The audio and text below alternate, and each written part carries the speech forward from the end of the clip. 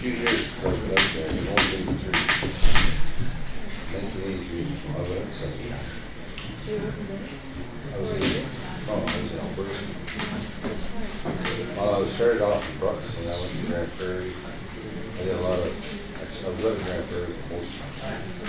And before I came back down, I spent some pretty good year. I really did. I was in, I worked for a company, I was in the oil patch, so I did a lot of traveling. I was up in the Northwest Territories, Northern BC, all over. Spent a lot of time there. Live out of a suitcase.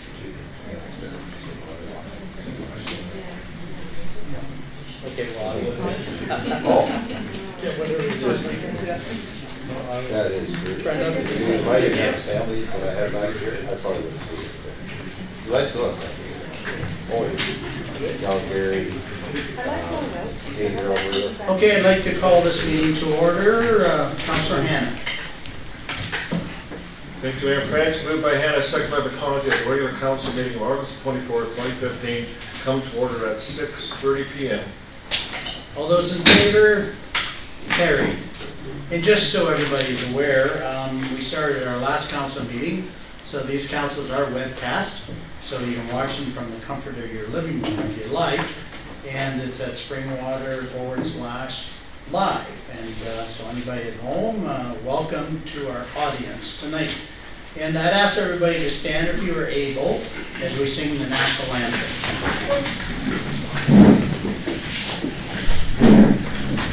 Oh, Canada, our home and native land, true patriot love, in all thy sons command. With glowing hearts we see thee rise, the true north strong and free. From far and wide, O Canada, we stand on guard for thee. God keep our land glorious and free. O Canada, we stand on guard for thee. O Canada, we stand on guard for thee. I'd ask you to remain standing just for a short moment for private reflection or private prayer.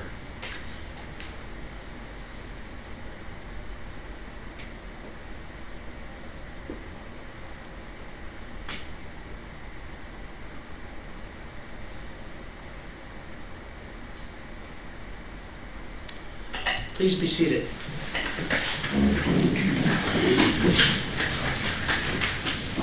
Now I'd ask anyone on council if you have any declaration of any pecuniary interest with any item that may be on tonight's agenda. Councillor Cogman. I'll be removing myself from the chamber for item 7.1. Yeah, just so you are aware, since this is an open session, you don't have to leave the chamber. You're certainly welcome to. Just since you've disclosed it, you just don't participate in the discussion. So thank you. Okay, we have a public meeting on a number of kind of planning matters, and I'll go to Councillor McConaughey. Moved by McConaughey, second by Councillor Cogman, that the public meeting regarding ZB 2015-014, McLeod ZB 2015-015, Anderson, and ZB 2015-018, McDonald, come to order at 6:30 p.m. All those in favor? Carried. And since this is a public meeting under the Planning Act, I have a script here that I will follow.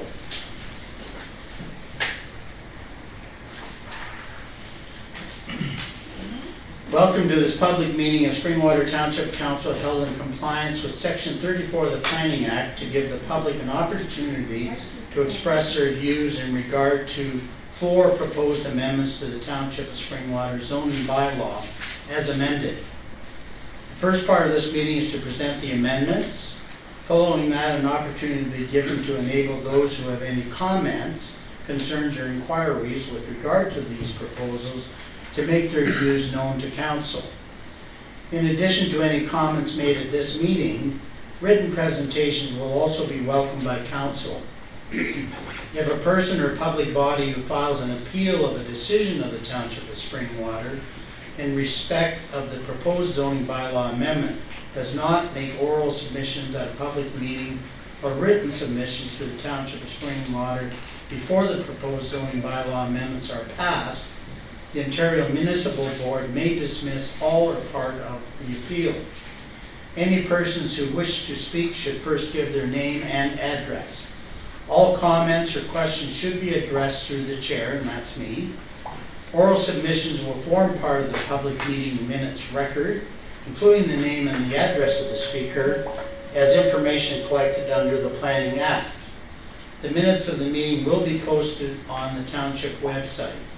So first of all, we'll deal with ZB-2015-014 John McLeod. And I'll now call upon our Deputy Clerk to confirm notice of this meeting and the dates which notice was given. Notice of this public meeting was mailed on the 30th day of July 2015 to the owner of the subject lands and to the assessed owners of 6 properties in the Township of Springwater within 120 meters of the area to which the proposed amendment would apply, and to all persons and public bodies as prescribed under the Planning Act and its regulations. Notice was also posted at the assessed property to which the proposed amendment applies at a location that was visible from Henry Road and on the Township's website. Has the Planning Department received any correspondence in response to the notice of public meeting? Turn to our Deputy Clerk again. No items of correspondence have been received. Okay, I'll now call on our Manager of Planning, Brent Spagnell, to give a brief explanation of the purpose and effect of the proposal. Thank you, Mayor French. The purpose of the proposal is to allow for a separate independent living unit for some aging parents at the subject property. The bylaw would essentially allow for a separate kitchen to be constructed in the basement to allow for the property owner's parents to reside there. The application, as it's applied for, conforms with the provincial policy statement. It conforms with the official plan and will, when it comes into effect, comply with all zoning regulations. And that is the conclusion of this presentation. So I invite any member of the public that has any comment in this application to come forward, have a seat, and tell us your name, address, and any comments you may have. Seeing no questions from the public, I will now turn to our council. Is there any questions from the council? Okay, seeing none, we will move on to the next application. ZB 2015-015, Alyssa Anderson. I'll now call upon the Deputy Clerk to confirm notice of this meeting and the dates on which notice was given. Notice of this public meeting was mailed on the 30th day of July 2015 to the owner of the subject lands and to the assessed owners of 41 properties in the Township of Springwater within 120 meters of the area to which the proposed amendment would apply, and 12 persons and public bodies as prescribed under the Planning Act and its regulations. Notice was also posted at the assessed property to which the proposed amendment applied and at a location that was visible from Mill Street West and on the Township's website. Has the Planning Department received any correspondence in response to the notice of public meeting? Correspondence has been received from the Ministry of Transportation citing no objections, however, providing that all required permits are obtained from the MTO. As well, we have 2 letters of support from John McEwen at 4562 Penetang Machine Road and from Marlene Hilton Moore at 8 Mill Street West. Thank you. And now I'll turn to Brent Spagnell, our Manager of Planning, to give a brief explanation of the purpose and effect of the proposal. Thank you, Mayor French. The purpose of the application is very similar, if not identical, to the previous application that we just dealt with. The applicants are applying to have a separate independent living unit for some aging parents on the property. The bylaw would allow for the applicants to build a separate kitchen, but would allow for continuous access around the dwelling. The application conforms again with the provincial policy statement, the official plan, and if approved by council, will be in compliance with the zoning bylaw. Thank you. Again, I'll go to the public. Is there any comments or questions regarding this application? Okay, seeing none, I'll turn to council. Any questions on this application? Yes, Councillor Austin. Clarification, through you, Mr. Mayor, to Mr. Spagnon. When will we be voting on passing this bylaw? These two bylaws, 5.2 and 5.3? Mr. Spagno? Mayor French, through you to Councillor Austin, the expectation from staff or the direction following the public meeting will be to have the bylaws considered at the next council meeting for approval. Yeah.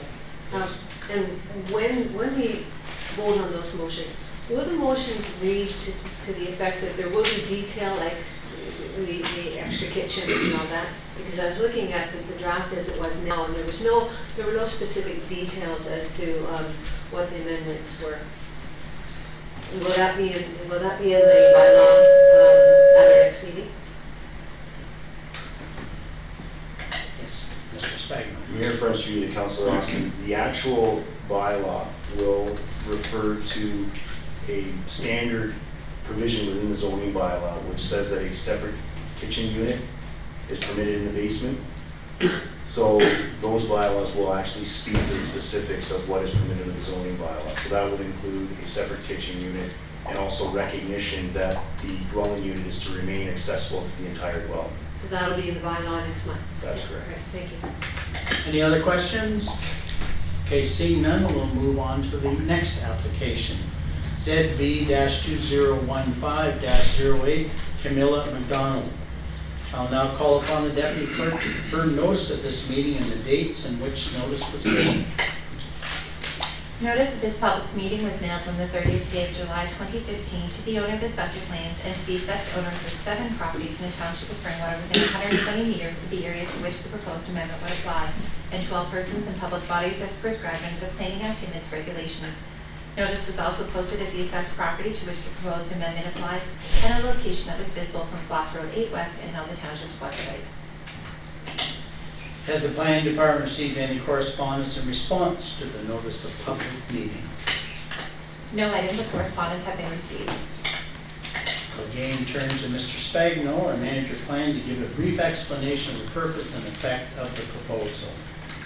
Thank you, Mayor French. The purpose and effect of the proposal is to satisfy conditions 4 and 5 of the Committee of Adjustment Decisions, B0615 and B0715, which are applications for surplus farm dwelling severances on the subject property.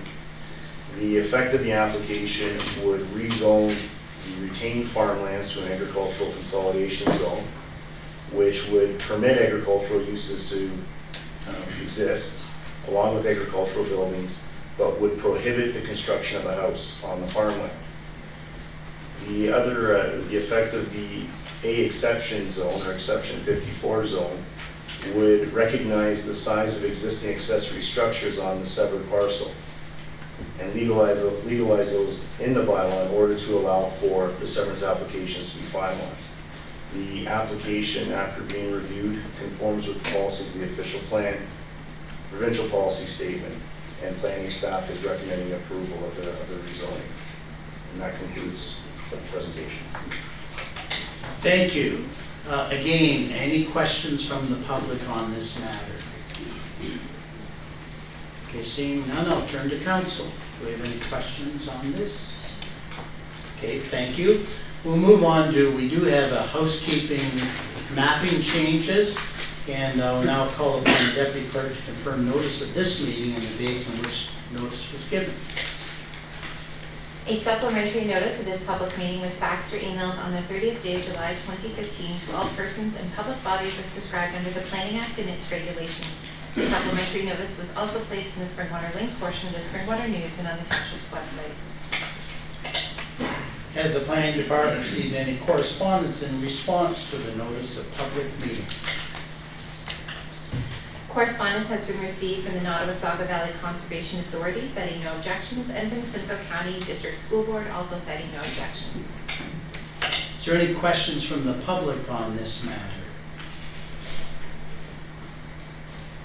Would anyone on council have any questions on this?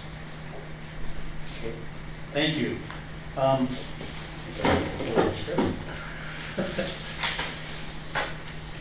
Thank you for attending the public meeting with respect to the proposed zone bylaw amendments and showing an interest in the matter. Now I'll turn to Deputy Mayor Allen for resolution. Thank you, Mayor French. Moved by Allen, seconded by Ritchie, that the public meeting adjourned at 6:44 p.m. All those in favor? Carried.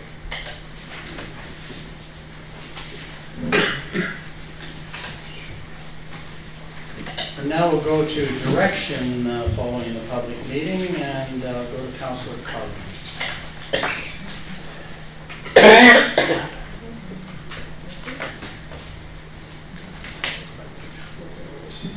Moved by Coghlan, second by McConkey, that the report from the planner regarding ZB 2015-014 dated July 20th be received, and that a public meeting be scheduled in accordance with Section 34 of the Planning Act, RSO 1990 CP 13 as amended.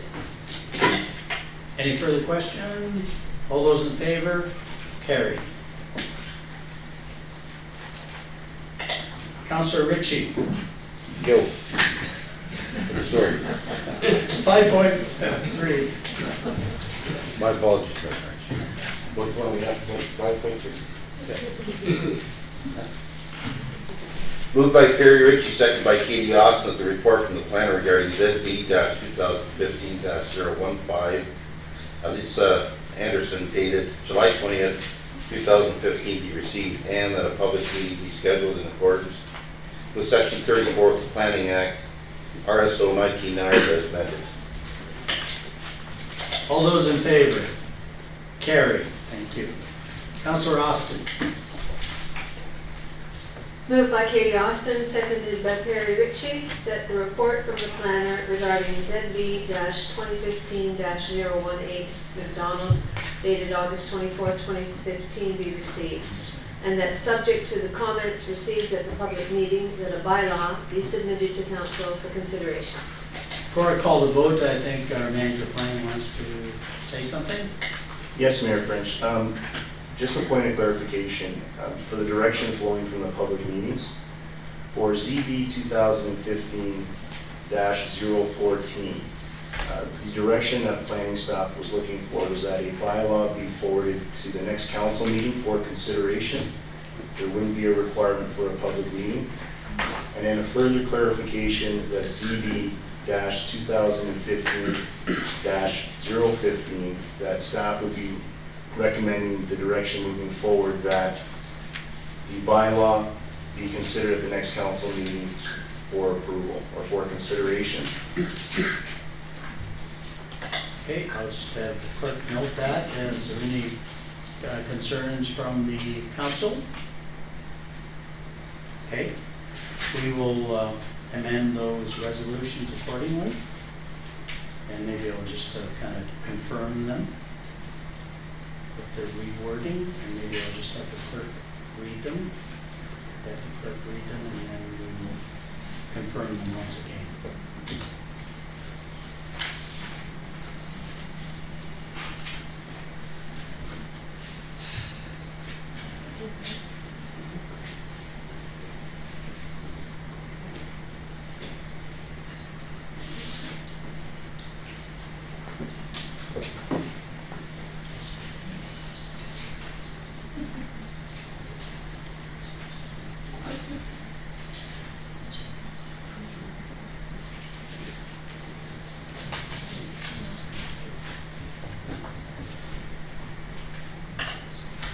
So item 5.2, ZB 2015-014, that report from the planner regarding ZB 2015-014 dated July 20th be received, and that a bylaw be brought forward to the next scheduled meeting for approval.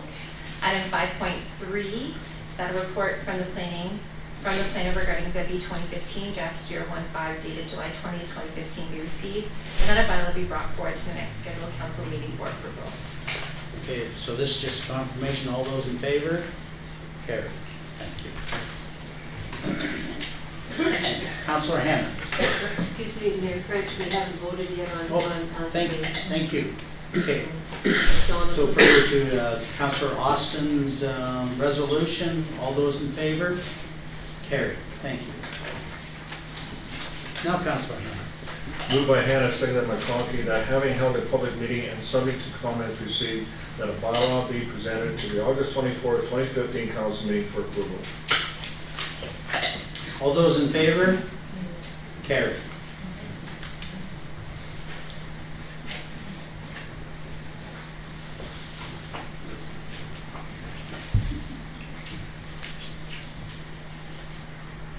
Okay, we have 3 delegations, and I just want to remind those that are providing the delegation, it is a 10-minute time limit. Our deputy clerk will be keeping a close eye on that because we have 3 of them tonight. And of course, delegations expect the presenters to be respectful of council and other members of the public, and it's not intended to have any attacks or so forth. We invite delegations if people want to clarify their position on something. And so our first delegation is Don Nerview. Are you here? I didn't see you. Oh, there you are. Okay. Please come forward.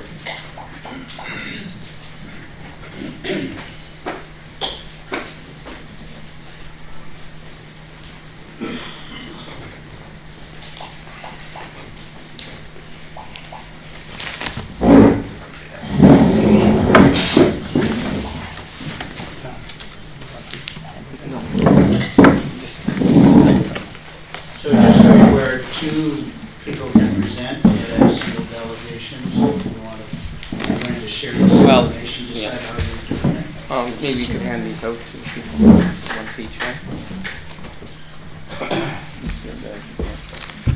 I've come here tonight with one purpose, and that is to offer a solution to the problems we've been having with the township over the years. Do you want to sit down, state your name, your address, and speak? Oh, you don't have to stand? Wow, not like... Yeah, I've come here for the sole purpose of offering a solution to the problems we've been having with the township over the last number of years. And that solution's in writing before the township. The only thing I don't have enough of... Sorry, apparently you didn't state your name. Oh, Donald Herview. And your address? 2244 Floss, number 10 East. Thank you. I have a paper that you should have as well. I understand Perry Ritchie has one, and I think Kate Austin has one. It's the calculations. It didn't get into the... is there any way we could photocopy this and give it to... We need this information for a meeting. Please carry on and we'll consider whatever you're proposing. Well, the proposal is in writing, and if you look at the... But as you know, we need things prior to the meeting so we can obviously... Oh, well, I don't expect you to make a decision or talk about it. I wasn't even going to talk about it tonight, sir. Great. Okay, so What- give an overview, what you're asking, what you would like us to consider. And Okay, well, I'd like you to consider this calculations I made. The township had estimated in July of 2014 there was roughly 200,000 taxes. Speak into the microphone. In July of 14, when we signed the minutes of settlement, the township stated to a lender that was did a search through their lawyers that we had roughly 200,000 taxes owing. These calculations here showed there were 47,000 taxes owing. I've started a new business up north. I obtained a railway siding. We applied for grants to help fund the business, $400,000 in grants. And I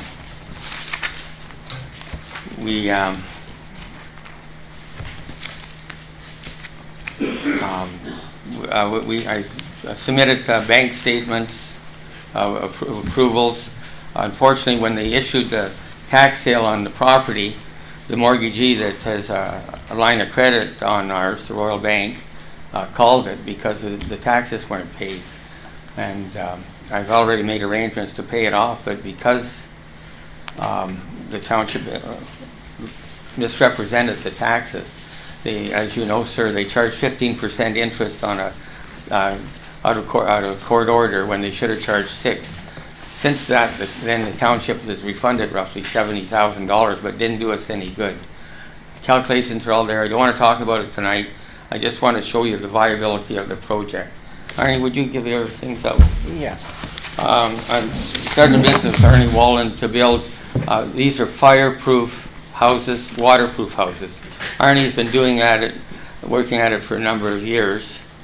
And you'll see from the business proposals in your proposition there.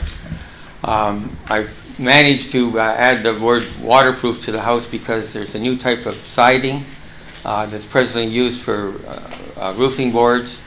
It's not common in Canada, and this is both waterproof and fireproof. The entire house can be made of cement products and steel.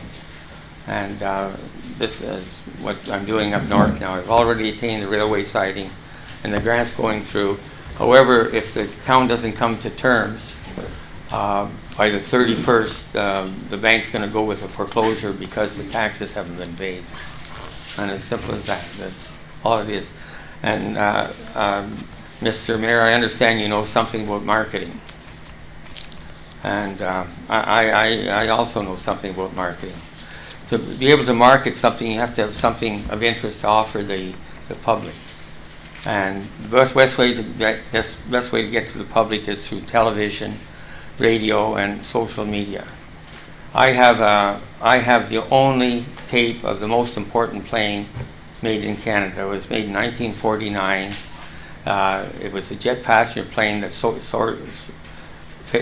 flew for 7 years in the United States. Live footage of Howard Hughes, makers of the plane. I have the only footage of it. To show the plane off, they took it over to England. First jet passenger plane. Americans didn't come out with a passenger plane until 1958. I have that footage. Any television station was glad to have it, and with that I can use it as a hook to do advertising. I also have live tape of Paul Flindle taking farm animals, taking fencing because the farm animals, the SPCA took the farm animals. And as you know, I sued the SPCA, I put that in your thing, and I received $40,000 out of court settlement for them. And the instrumental thing was Paul Flindle's live tape, where he was negotiating, telling the SPCA officer that if you take the pens, if you take the animals, we're taking the pens. And it's on live, it's taped, it was used in a court of law.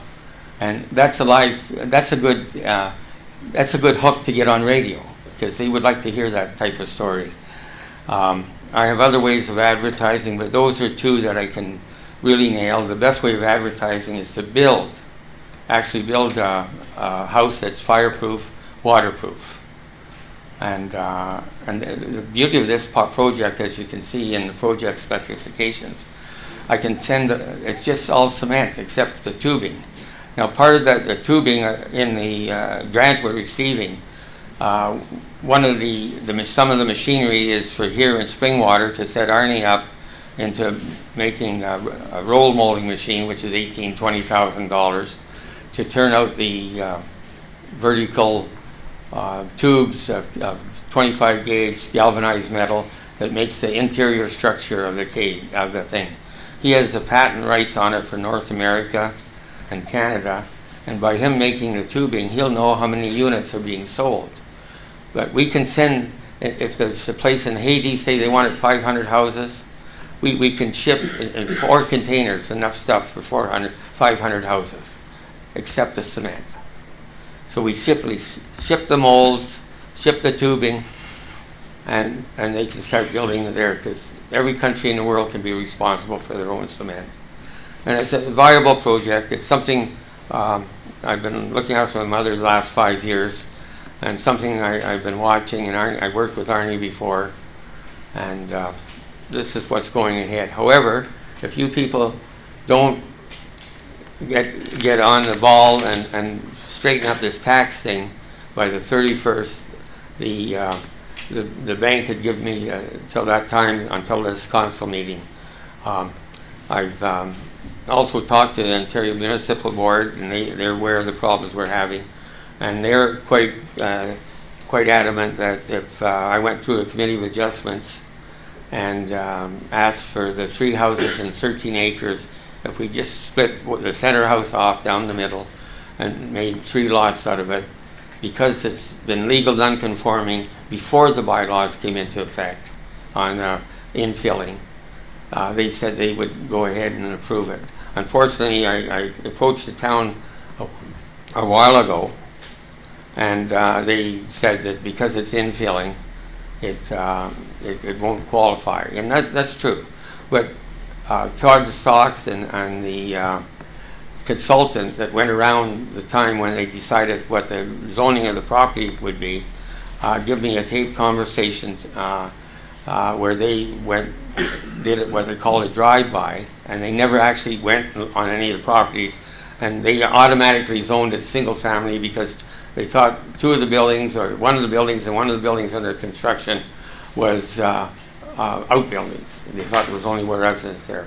And all this time, we haven't been able to get a civil address to get mailed to 3 different houses, 3 different people living in them.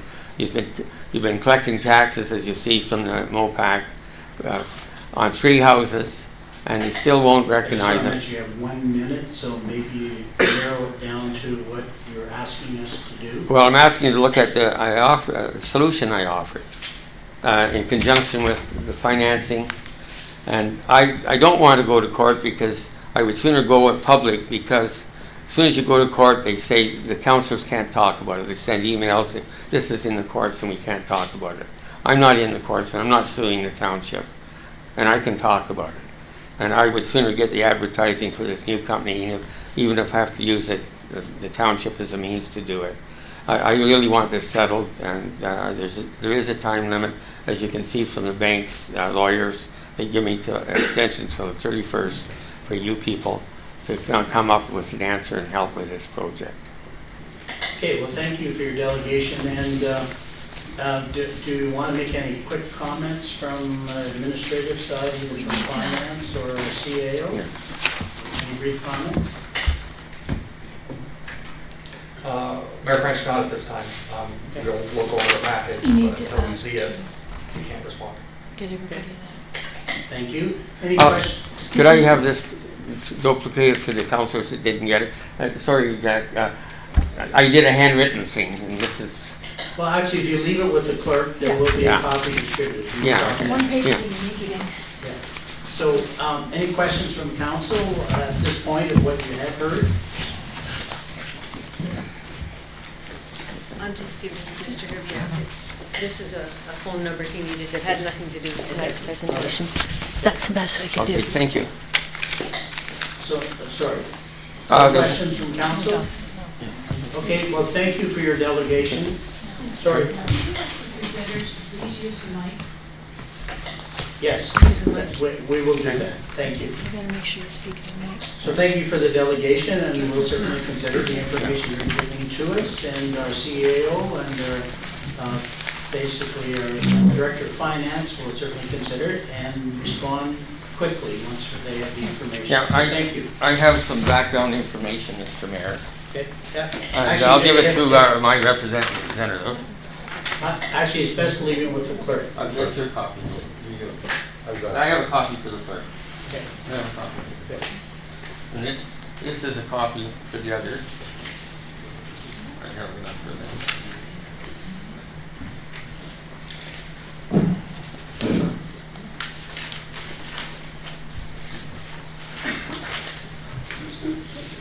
And I'm one short. Once clerk has one. I don't know if any of you ever had, well, that's not it. I don't know if you ever had a bylaw officer show up with that. Okay, actually, we will not and accept just report on any, it. we will not accept any attacks on anyone. I'm not accepting Okay, that. please, you're finished your delegation. Thank you very much, and I now will go to Councillor Ritchie.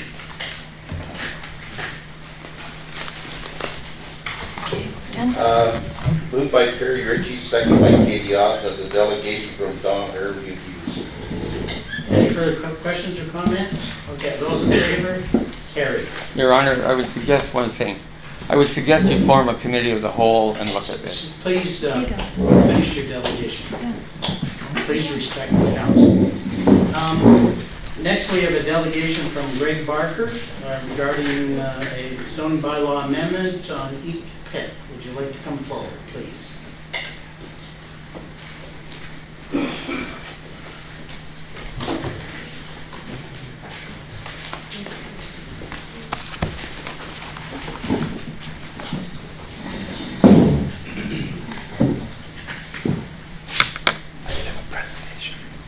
And just for the record, Councillor Coghlan left the chamber and has returned.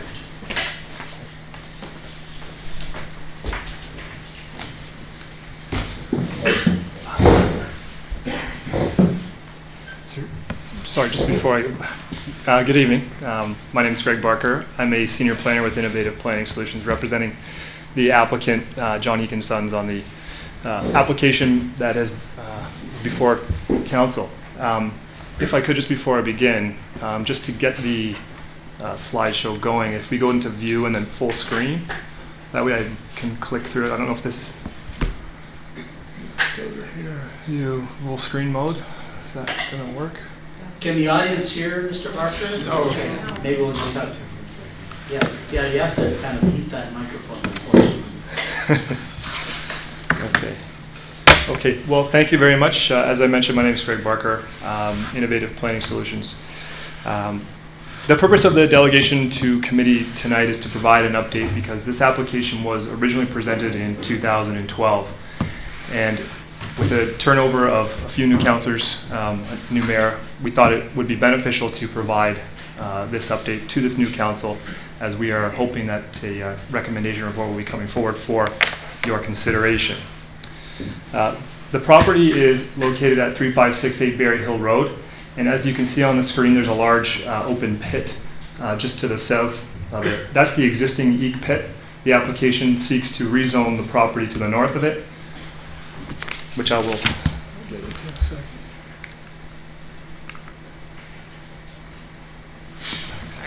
Okay, so as I mentioned, the application was originally introduced in 2012. There was a public meeting as required under the Planning Act on April 23rd. The application aims to rezone the lands from the environmental protection and agricultural zone to the extractive industrial zone. No official plan amendment is required. The lands are designated as high aggregate potential. And it is important to note that the proposal seeks to effectively enlarge the existing pit to make the additional lands or subject lands available for extraction. However, there is no increase to the maximum amount of materials being sought.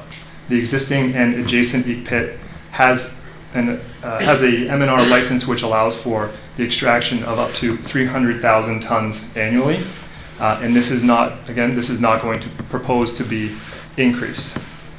A number of comments have been received from the public, the County of Simcoe, and the NBCA on the application, and a written response package has been submitted to the Township's Planning Department to address these. A summary of the comments received to date are provided on this slide. Many of the comments from the public were addressed verbally at the public meeting in 2012, and they have been further addressed in our written response package. The comments from the County of Simcoe required investment on behalf of the owner to satisfy their concerns, and a clearance letter has been received from the county from March of this year. The delay in moving the application forward is largely based on satisfying these comments, which I will get into in a moment. The NBCA has also provided their clearance with recommendations which will be implemented through the M&R licensing process. So with the response package now provided to the township, the application can now move forward. And as mentioned, the delay in moving it forward was largely based on satisfying the county's requirements, and that included a variety of technical and legal matters. Ultimately, the applicant has agreed to provide road improvements to resolve existing issues at the Berry Hill Road and Sunnydale Road intersection. And these improvements were deemed necessary by the county, not as a result of the proposed application, but to address existing issues. And the zoning bylaw amendment application affords the county the opportunity to make comment on existing situations. So it was their opportunity and their right to ask for improvements, which we have since provided. The improvements include widening and paving of both the eastbound right turn lanes. So if you're traveling on Sunnydale Road, you're turning right onto Berry Hill Road towards the property. And then the northbound right turn lane, which is turning right onto Sunnydale Road as trucks would be leaving the property. Further restrictions will be implemented to prohibit trucks with trailers from turning east or right onto Sunnydale Road, and onto Sunnydale Road from Berry Hill Road. So trucks with trailers will not be able to turn right and head towards Center Vespra as they leave the site. And there's also going to be restrictions from trucks turning south or left onto Berry Hill Road from Sunnydale Road. And again, this is intended to reduce truck traffic that travels through Center Vespra. There are also legal agreements which will be finalized and executed in due course. So moving forward, we are requesting that staff review the submitted materials and bring a recommendation report to council on the application.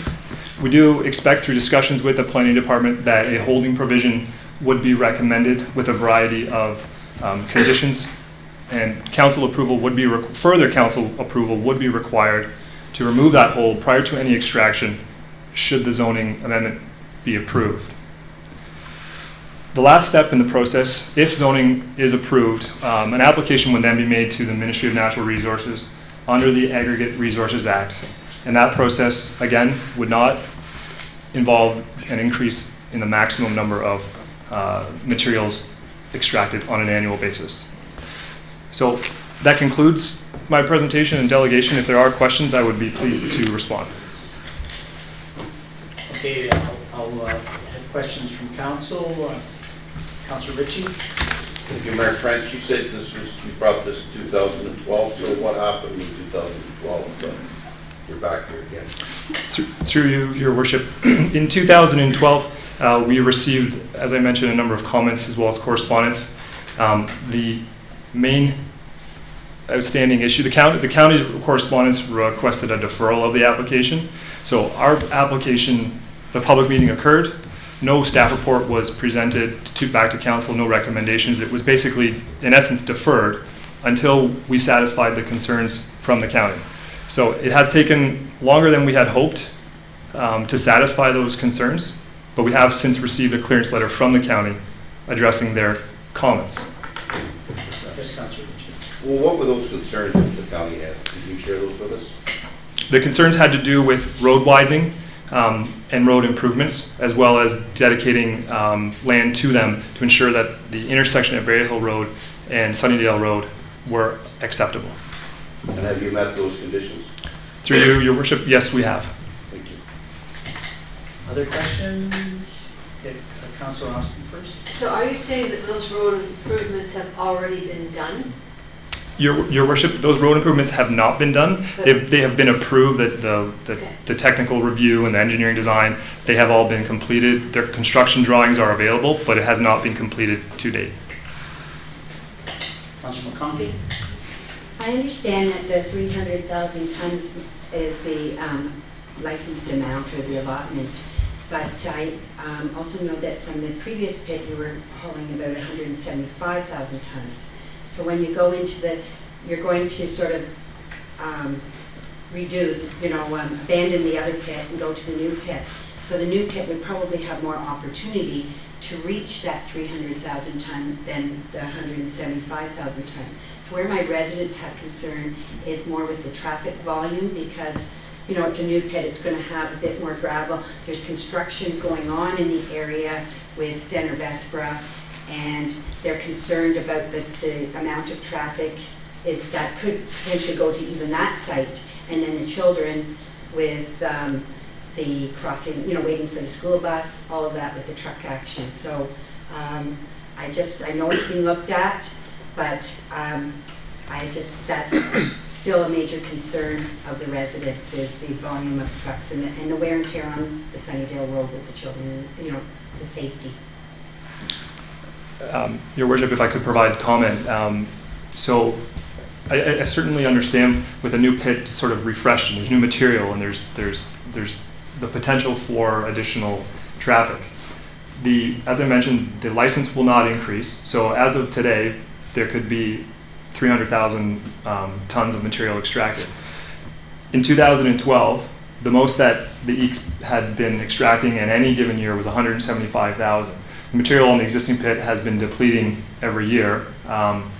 In 2010, there was just over 140, and then this past year, in 2014, I believe there was just over 45,000 tons.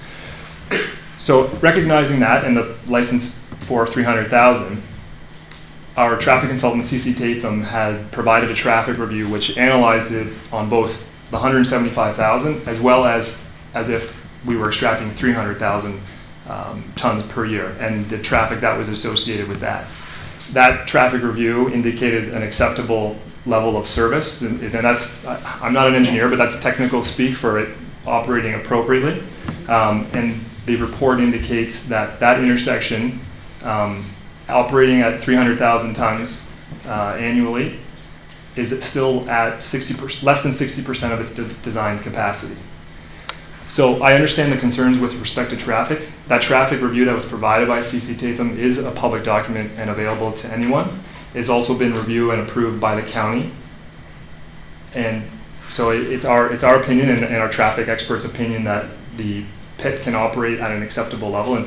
And further to your concerns or the residents' concerns regarding traffic in Center Vespra, that's why we've implemented some restrictions, or we are proposing to implement restrictions in our haul route agreement, and that's something that the licensing process will enforce. So trucks leaving the site, they will be restricted from turning right.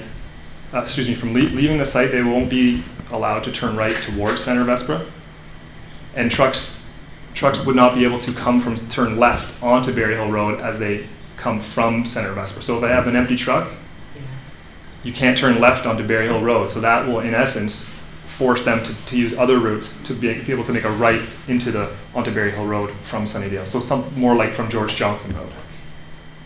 So that's what we've done, and again, it is a county road, Sunnydale Road, and they have reviewed and approved the traffic study. Thank you. Any other questions? Yes, Deputy Mayor Allen. Thank you, Mayor French. Once the existing pit has been fully depleted, what will happen to it? Any remediation, what will be the outcome of the existing pit? Through your worship, the existing pit, when it is completed, what the intent is to leave some of the equipment on site that exists today and use that in its current location. For example, there's a crusher on site and a scale.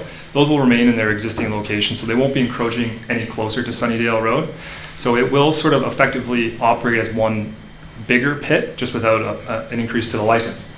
As the lands are depleted under the M&R licensing process, there is a rehabilitation plan that is required to be implemented, which would serve to rehabilitate the site.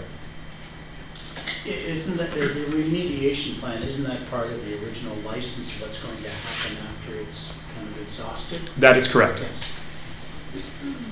Any other questions? Okay, well, thank you for your delegation. Councilor McConkey. Moved by McConkey, second by Councillor Coghlan, that the delegation from Greg Barker regarding 2012 ZBA application E-Pit be received. Before I call for the vote, maybe I just check with our manager of planning. Assuming this goes through the normal process, for those in the audience that are obviously interested in this particular situation, how long do you think it would take before we would actually approve the application? Mayor French, the next step in this process will be to have staff prepare a recommendation report based on the comments that were received from the public and all the agencies. Accompanying that report will be additional recommendations from staff, which will be up for consideration from council as it relates to what needs to go into that holding provision. So there are a number of steps that have to happen from a review perspective. To give us a timeline, staff wanted this report to come forward so that the information was provided to council and we had a starting point for the new council. I would say anywhere from a month to a month and a half to get a report forward based on the comments we received to date and based on the information report that's been provided for consideration. So just for the edification of the audience, we probably won't be looking at any kind of final approval proposal on this until October at least. Mayor French, I would say, to be optimistic, in September, late September, potentially early October. Thank you. I just wanted to pass that on. And again, we encourage you, if you have comments, further comments, pass them on, obviously, to Innovative Planning, but also our planner, and they'll be taken into consideration as we move forward, because we have not had a report from our planning department on this application because it was deferred, so we are going through those steps. So it's not going to happen in a rush timetable. Yes, before I call for the vote, Councillor Austin. I know that item 1014 on 10-14 on the agenda deals further with this. I'm assuming that we can go into detailed questions at that time. That's according to the notes that I have. That's why I haven't asked some detailed Yeah, questions. we can pull it at that point because it's one of the reports that we were receiving. Yes. Yes, we can, yes. Okay, all those in favor? Carried. Thank you. Now we have a delegation from, I hope she's here, Janet Lynn from the YMCA of Simcoe, Muskoka regarding engaging Springwater and maybe some employment opportunities. So please come forward. Thank you. I'm Janet Lynn from the YMCA Employment Service, and I thank you for seeing me today. If you can speak a little louder, okay, sure. Grab a hold of that microphone because sometimes it doesn't work as well.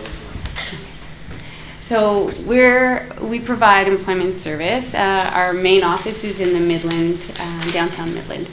We help job seekers create resumes, prepare for interviews, do online applications with people. We also help employers find job seekers that have the skills they're looking for. We help both employers and job seekers access training funding. So people can go to college, and the employers can also get large grants from the COJG, Canadian Ontario Job Grant, to train their employees. We also have placements and other kinds of incentives. We've been coming to Elmvale for a few years now. We've helped out at the high school doing career exploration as well as resume and interview prep. And on Wednesday, I worked with a woman who was getting ready to do a job search and helping her create a resume. What I would like, and the YMCA the Employment Service would like, is to hear recommendations from the council about where we can go to expand the service and to become more visible for Elmvale, because these are services we can provide for you. Okay. Any questions from councillors on this opportunity? Councillor Hannan. Thank you. Excellent idea. I guess my first question to you would be, would you be interested in doing it someplace else other than just Elmville? In other words, would you do it throughout Springwater Township, maybe here in this building? And would you consider doing it at evenings where maybe young folks that have part-time jobs who go to school would come in the evening and get the training or whatever you can provide? Right. So my question is, would you do it other places and would you do it in the evenings? We are flexible and we do have evening hours, so there are lots of remote ways that we can do things. Phone and email, as well as we have a great website with all those tools to help people put those things together. So correspondence can happen from job seeker employer to our staff at any point, even on weekends, and we can travel here. What we're hoping to find is just more people to serve, to expand our service. So, a recommendation of who to go for. If I may, cost for this sort of service? Absolutely free. We're Ministry of Training in Colleges and University funded and Employment Ontario funded. Thank you. Thank you. Other questions? Yes, okay. Councillor McConkie first. So if you're helping to assist also employers find jobs, like people looking for jobs, have you reached out to the chamber at all? No, we haven't, so I'll take that as a recommendation, chamber. Yeah. Okay. And then there's the business improvement too in Elmvale. Business improvement? Okay. So BIA. Yeah. Thank you. I'm just curious if there's been any previous work with the library, with the CA libraries. I've seen some programs like that before. I'm just wondering if those were offered by you. That is, yeah, that is me actually. So yes, I'm glad you have seen our presence there. We have been having a monthly presence at the Springwater Township Library. Did you have another question, Councilor McCarthy? Your mic's on. Yeah, one of the comments I would make is that it would be nice to have a formalized kind of approach to it. I would suggest arrange a meeting with our CAO, because we had a brief conversation about this after you requested the delegation. If we can do something systematically where it's a few hours here or there or wherever, and we can certainly make space available in this center, picking up what Mr. Councilor Hanna suggested, because it's great that we can communicate electronically and that, but sometimes it's better to sit down face to face, and we would certainly encourage, as it was mentioned, working with the BIA and the Chamber of Commerce, and working with our CAO, because we have a local economic development committee, and as a matter of fact, possibly what we may want you to do is bring more detailed information and actually do a presentation at an upcoming economic development committee. But we're certainly very open to anything that would assist our young people, especially because when we did our economic development strategy study, I guess 5 years ago now, most non-farm workers in our township leave every day for employment. So whatever we can do to kind of keep them locally, that would be great too. So anyway, thank you for your delegation, much appreciated. Oh, thank you very much. Okay, Councillor Coughlin. Moved by Coughlin, second by McConkey, that the delegation from Jeanette Lynn, YMCA of Simcoe Muskoka regarding engaging Springwater be received. All those in favor? Carried. Okay, Councillor Hanna. Before I move to the motion, Mayor, on the minutes from the July 20th, I believe item 16 on that meeting is request for a report on legal funds, and I believe that request for that report was not made by Councillor Austin, as it states in the report. I believe it was made by Councillor Coughlin. With that amendment made, I would be happy to read the motion. Okay. So the delegation as amended, Councillor Coughlin.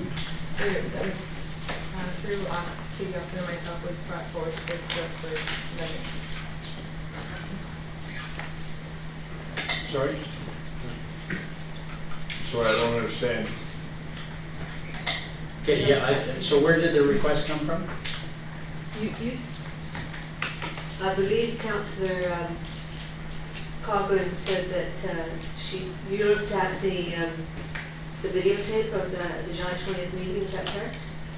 It is correct that I did request that, yes. And you saw that on the videotape, right? Yes, I remember asking, and I confirmed that it was online. Okay, well, sorry, so what was that? So I missed the comment, I guess. My concern was that the minutes are not correct. If they've been corrected, then I'm prepared to read it. Okay, so any further conversation on the corrected minutes? All those in favor? Carried. Mayor, would you like me to read the motion now? I guess that might be a good idea. Moved by Hannah, second by McCollum, that the minutes of the Township of Springwater regular council meeting held on July the 20th, 2015 be approved as amended. All those in favor? Carried.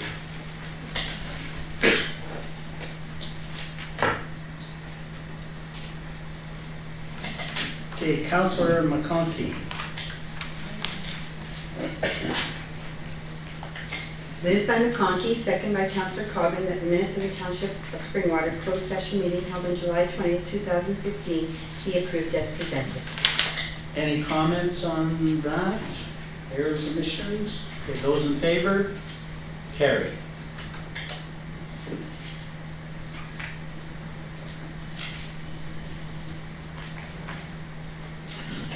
Deputy Mayor Allen.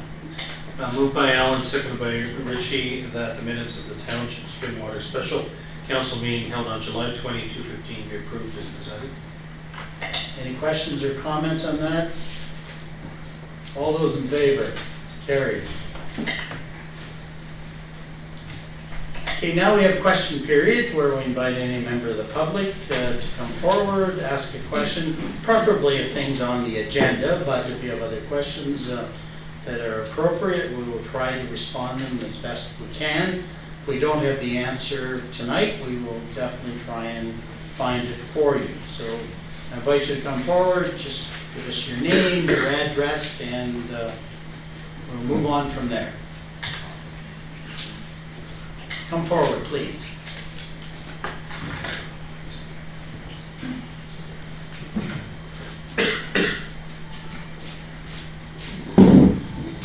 Probably the best way is pull those two mics together, that way it may work better. Thank you. Can you hear me okay? Yes. So my name is Brian Cusick. I live at 41 Alana Drive in this township. And I have a question and a concern about the Eek Pit expansion.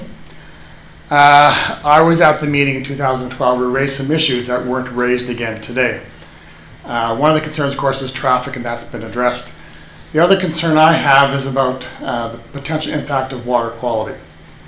My wife and I had the misfortune approximately 20 years ago of living about 3 kilometers away from a quarry that was operating under license from the MNR in Kingston. That quarry broke through the water table, and over a period of approximately 48 hours, 50 area wells went dry. This led to a multi-million-dollar lawsuit in which the township, the quarry, and the ministry were all involved, as were the residents.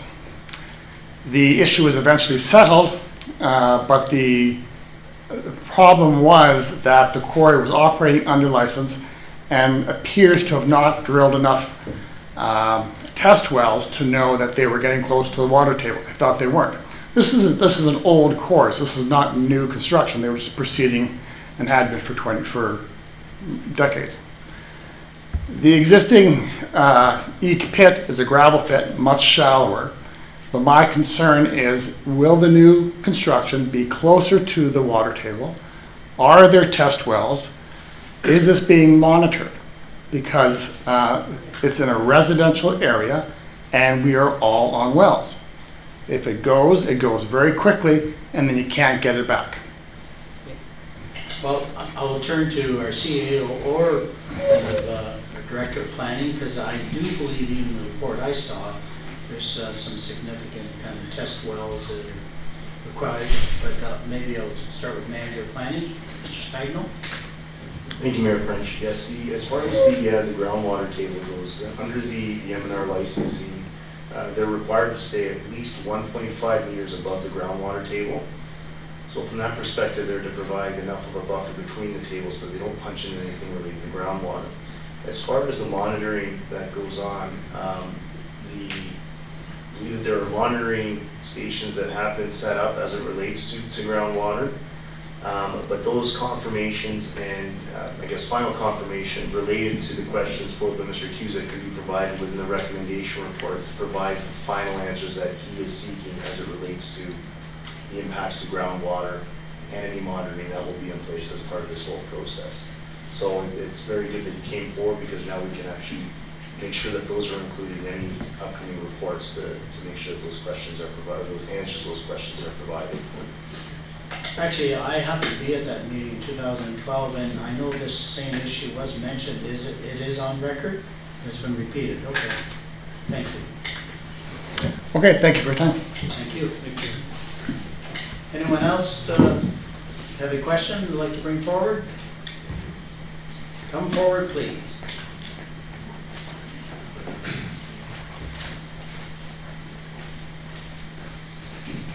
Good evening, Joe Shocklerless of 25 Alana Drive in Springwater, Center of Espra actually. 1.5 meters, that doesn't seem like too much of an allowance to me. I suppose geologically it's sound, but to a layperson, sure, it certainly doesn't sound like too much. So I wonder if thought has been given to the future with regard to traffic in the area.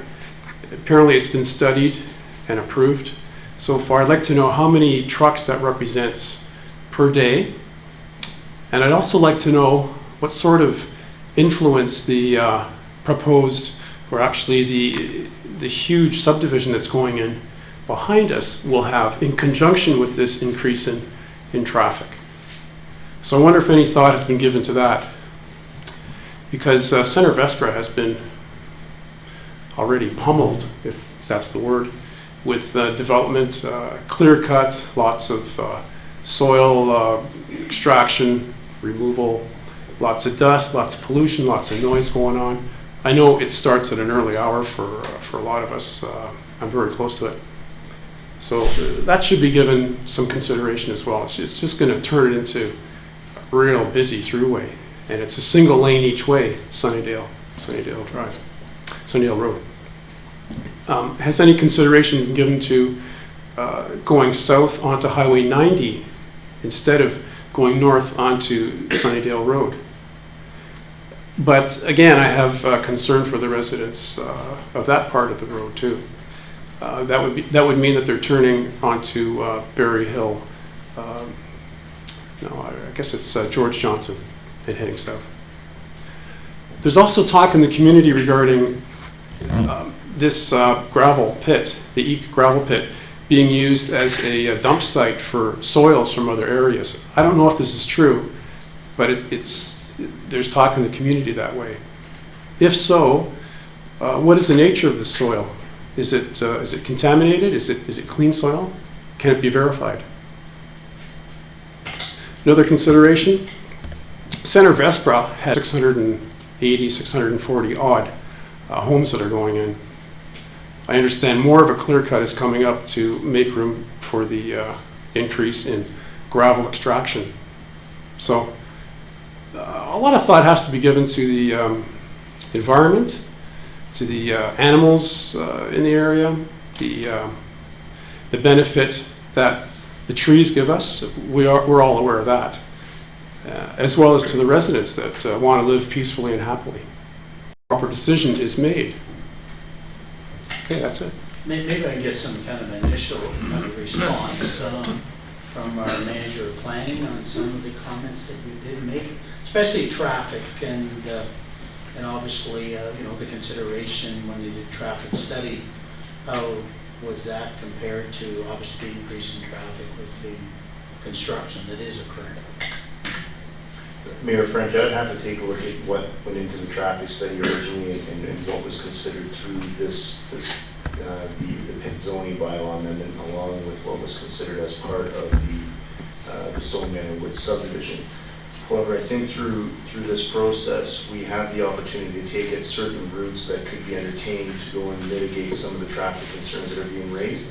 So again, I think I would have to say that as far as Mr. Shaw's concerns and his questions, they're on the record now, and we can make sure that we have a response to them as part of any staff report that comes in the future. So they are on the record, and we will provide a response to that, so that we have the opportunity to take a look at what was done and provide a factual response to provide an answer to the questions.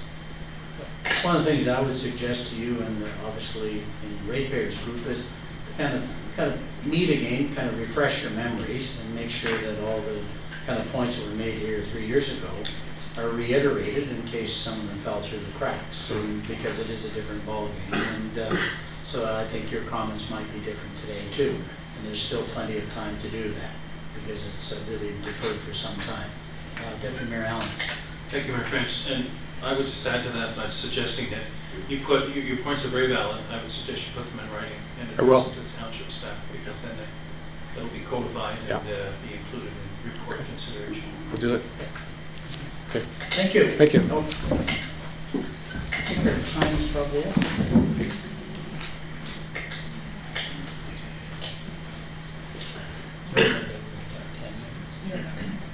Oh, time for one more. If there's anybody else who would like to pose a question?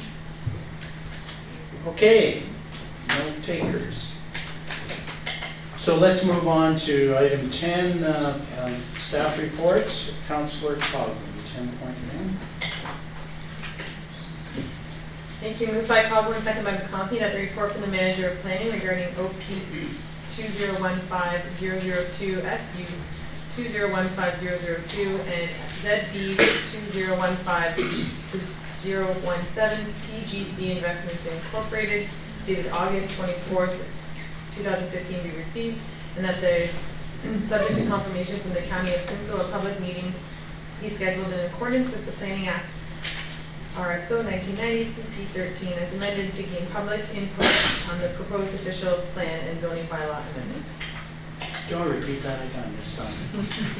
Anyway, any questions on that? Yes, Councillor Austin. Yeah, I haven't had a chance to review my notes, but I do have a question that I wrote down. This is 10.1 we're talking, right? That's correct. I wrote down, are the appendices for Green Meadows and Pro Elm subdivisions, are they attached to this report mistakenly? Or is they belong there? I think the simple answer would be yes. My apologies. Okay, all right, so, We're on 10-1. yes, it is. That's, Sorry. I had another question. Do we know what the sites will be used for at this stage, or is the subdivision just starting? Manager Planning? Mayor French, through you to Councillor Austin.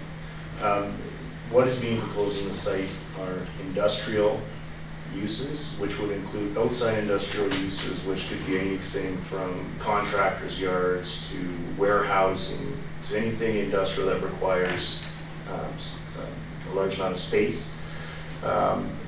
The application is to expand on the existing Bertram Industrial subdivision to allow similar uses along that stretch of road. Any other questions? Councillor Ritchie. Mayor French, I'd just like to point out that this property here, Bertram Industrial subdivision, was at one time a gravel pit as well.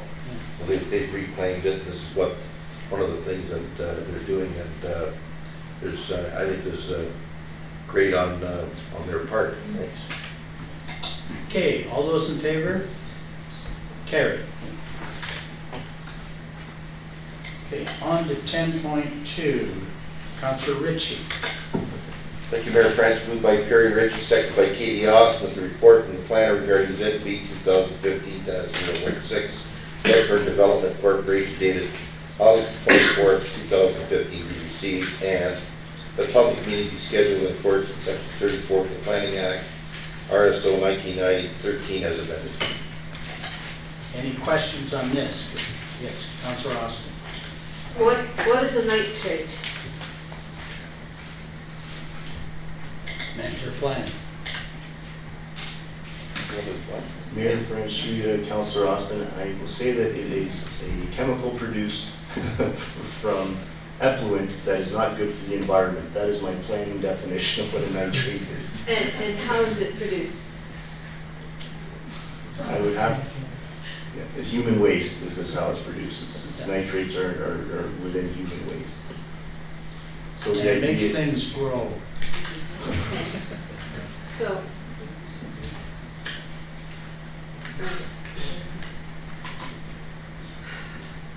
it says that the subject lands are currently utilized as a nitrate dilution area for an abutting subdivision.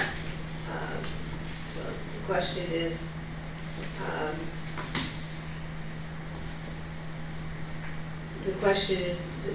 will it still be needed to use, to be used for that purpose?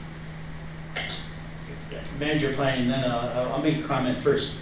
All we're doing is scheduling a meeting here, and this is when we should go into great depth, but I'll ask our Manager Planning to respond to the question anyway. Thank you, Mayor French. Through you to Councillor Austin.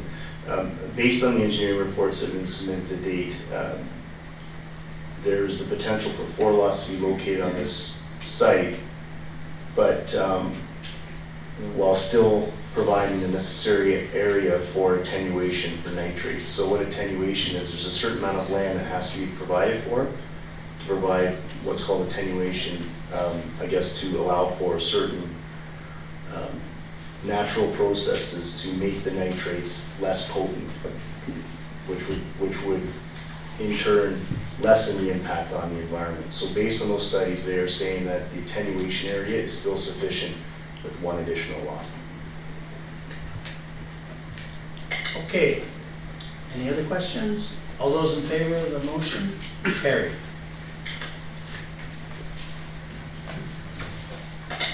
Councillor Austin.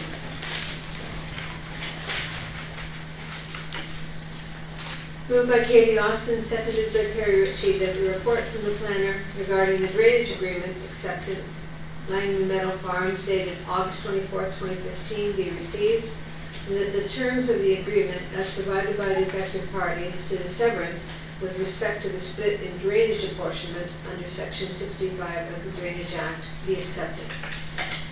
Any questions on this? For those in favor, carried. Deputy Mayor Allen. Moved by Allen and seconded by Ritchie that the report from the planner regarding site plan application SP 215002 for Ogie Investments Limited, 100 Young Street North, dated August 24, 2015, be received, and that the mayor and clerk execute the necessary documents once all technical aspects are addressed to the satisfaction of the township solicitor, consulting engineer, and staff. Any questions on this application? Councillor Austin.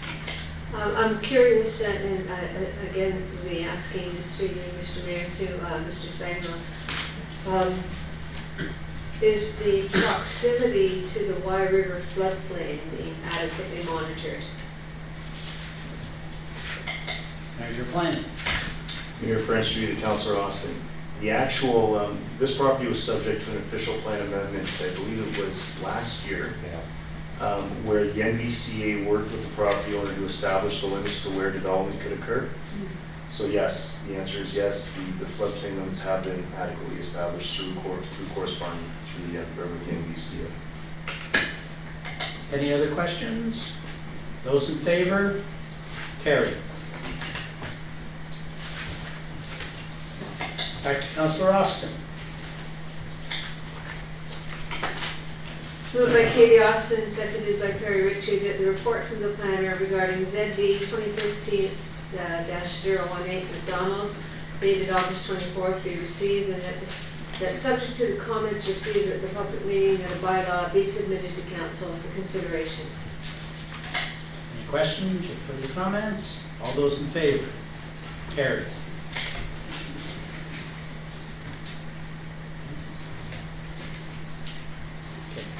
And the next report, 10.6, has been withdrawn. So we don't need that resolution if you have Councillor Ritchie. So we'll move on to 10.7, Councillor Hannon. Thank you, Mayor French. Before I read the motion, I'd just like to comment, $217,902 to replace LED lights for our street lights. When I first saw that amount, I kind of shattered a bit because, you know, I have problems spending taxpayers' money, but I think what our taxpayers need to realize that we get a $50,000 rebate for doing this, plus we save $40,000 to $45,000 a year with LED lights. And the other nice thing I like about the report from the Director of Public Works, I forgot where you are, I know you got a new job, sir, is that these are not just going to be in one location, they're going to spread out through the township. So I'm prepared to support this 100%. Moved by Hannah, second by McConaughey, the report from the Director of Public Works regarding LED streetlight conversion request for proposal PW 20-2015 dated August 24th be received, that the LED streetlight conversion project RFP PW 20-2015 be awarded to Earth Holdings Inc. in the amount of $217,952.25 plus HST, and the LED streetlight conversion project as outlined in the subject report be funded from the gas tax reserve fund. Before I call the vote, also, those are the kind of initiatives that they like you using the gas tax fund for. And as a matter of fact, there was a number of awards for the use in similar situations at a recent AMO. Those in favor of the motion? Carried.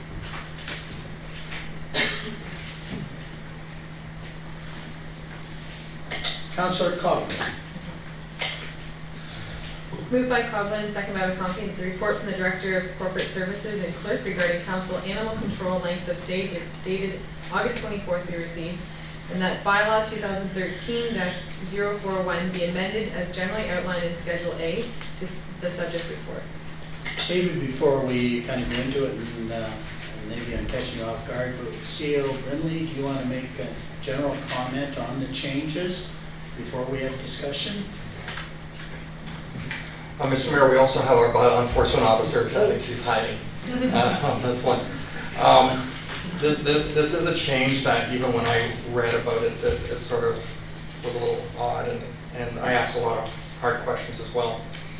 As it pertains to, I believe, the length of stay with respect to our SPCA and our contract that we have. They have a policy and we're required to follow that policy, whereas our previous policy with our previous handler of animals was a lot longer. My understanding is that the 3-day limitation doesn't mean that an animal is disposed of in 3 days. It's that after 3 days, that animal then can be adopted, or other sort of processes can be adopted. It can be sold. But also at the same time, to be unfortunately brutally honest, if a dog would have mange or a dog would be diseased, they would then be able to deal with that dog at that time. I don't think it's anyone's intent, either in our office or at the SPCA, to prematurely terminate the life of an animal. It's what we try to keep as long as possible, but unfortunately, those are the policies. I'm not sure if that helped. No, I think it does. Councilor Hanna. Thank you, Mayor French. I have concerns with the 3-day. Back when we passed a bylaw requiring our taxpayers or residents to license cats, part of the selling feature for me on that was that we found out that the Barrie licensing or animal control were euthanizing the cats after 3 days, and I think 1 December it cost Springwater taxpayers $12,000 to have the cats there for that month. So we passed a bylaw, and we suggested when we passed that bylaw, if the cat or dog was chipped, then that euthanization wouldn't happen. And I would just like to make sure, that was my understanding anyway, and that was the suggestion we made to our taxpayers. So I would like to make sure that if we're going to agree to this reduction from 7 days to 3 days, that we also have a stipulation there, if it's a if it's a chipped cat or dog, then that is outside the 3-day. They would be kept at least for the 7 or maybe even 10 days to give a person that might be on vacation, whose animal maybe has got out, an opportunity to respond to however they get a hold of people when their animal's chipped. I'm really concerned that the 3 days would not be sufficient time to contact an owner of a chipped animal. What I would like to see is that we add something to this proposal. I can understand the 3 days if it's a sick animal. If it's not chipped, that's different. But if it's a chipped animal, I can't agree to the 3 days. Councilor Brindley, would you like to comment on that? Mr. Mayor, through to Councilor Hanna, I'll see first of all if our bylaw enforcement officer can respond to your question. But I don't think the chipped animals are an issue, because with the chipped animal, we know where it comes from. Our challenge is with animals that aren't chipped, then it's harder to find the owner. But I don't know if our bylaw enforcement can respond to that. Yes. If I may, my only question I would have there, if they know where the animal come from, they want to contact the owner, but if the owner's not around because they're on vacation, which is generally a week, that 3 days wouldn't give them an opportunity to contact the owner, that animal could be euthanized. Your Worship, to Councilor Hanna, we would take, I would do more steps. So I would try to contact, I would speak with the neighbors to try to find out where exactly the homeowner is, and we would euthanize the animal. Because we would have the chip. So if they were on vacation, we would probably find it if they were through a neighbor, and we would hold on to the animal. I appreciate it, thank you, but I would just like to see something written in a policy to make sure. I don't think there's any issues if we want to amend this slightly. Councilor Conkey? I guess that's the same concern I have, is that if we could, I think what CAO Brindley said had some nicety to it, where when you read this, it's sort of like, oh my goodness, 3 days and my pet's going to be gone. So if we can just sort of cover ourselves and say that that is the policy, but they would look outside the policy in some sort of situations, you know? I don't know if there's any type of wording you can put to it so that people don't get the shock syndrome. Councilor Cogman? Thank you, Mayor French, to CEO Brindley. The contract that we have with OSPCA currently understanding that they work on 3 days, but our bylaw says 7 days, so I'm just curious which is Trump, like if we have them right now, in their contract, is it 3 days anyway, or is it our 7-day policy that's in effect? Through the mayor too, I guess I'm going to address this to all council because I think I'm getting the same kind of question. And it's difficult to answer because, of course, our clerk is on holidays who wrote the report. But our challenge is that, yes, our policy says 7 days because that's what we used to operate under. The SBCA is a lot more strict, and they will allow only the 3 days. What I would suggest, although time is of the essence here, I still think we should bring this back to staff.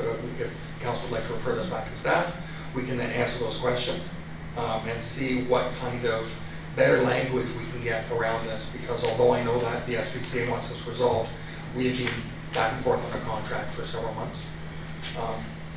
If with council's discretion, another month, I think is okay. And then maybe we can satisfy those issues and concerns that council has with respect to the days, and also what best efforts we can make to ensure that we provide as much protection to the animal as possible. I think that's a good idea, obviously. Refer it to staff, the report. Councillor Cogman? If possible, could the report include, on average, how many days it was that animals were picked up? When I was reading that, I just was curious if most people pick their within 4 days, or if it's 3 days, just if there's an average. It'd be nice to have. Thank you.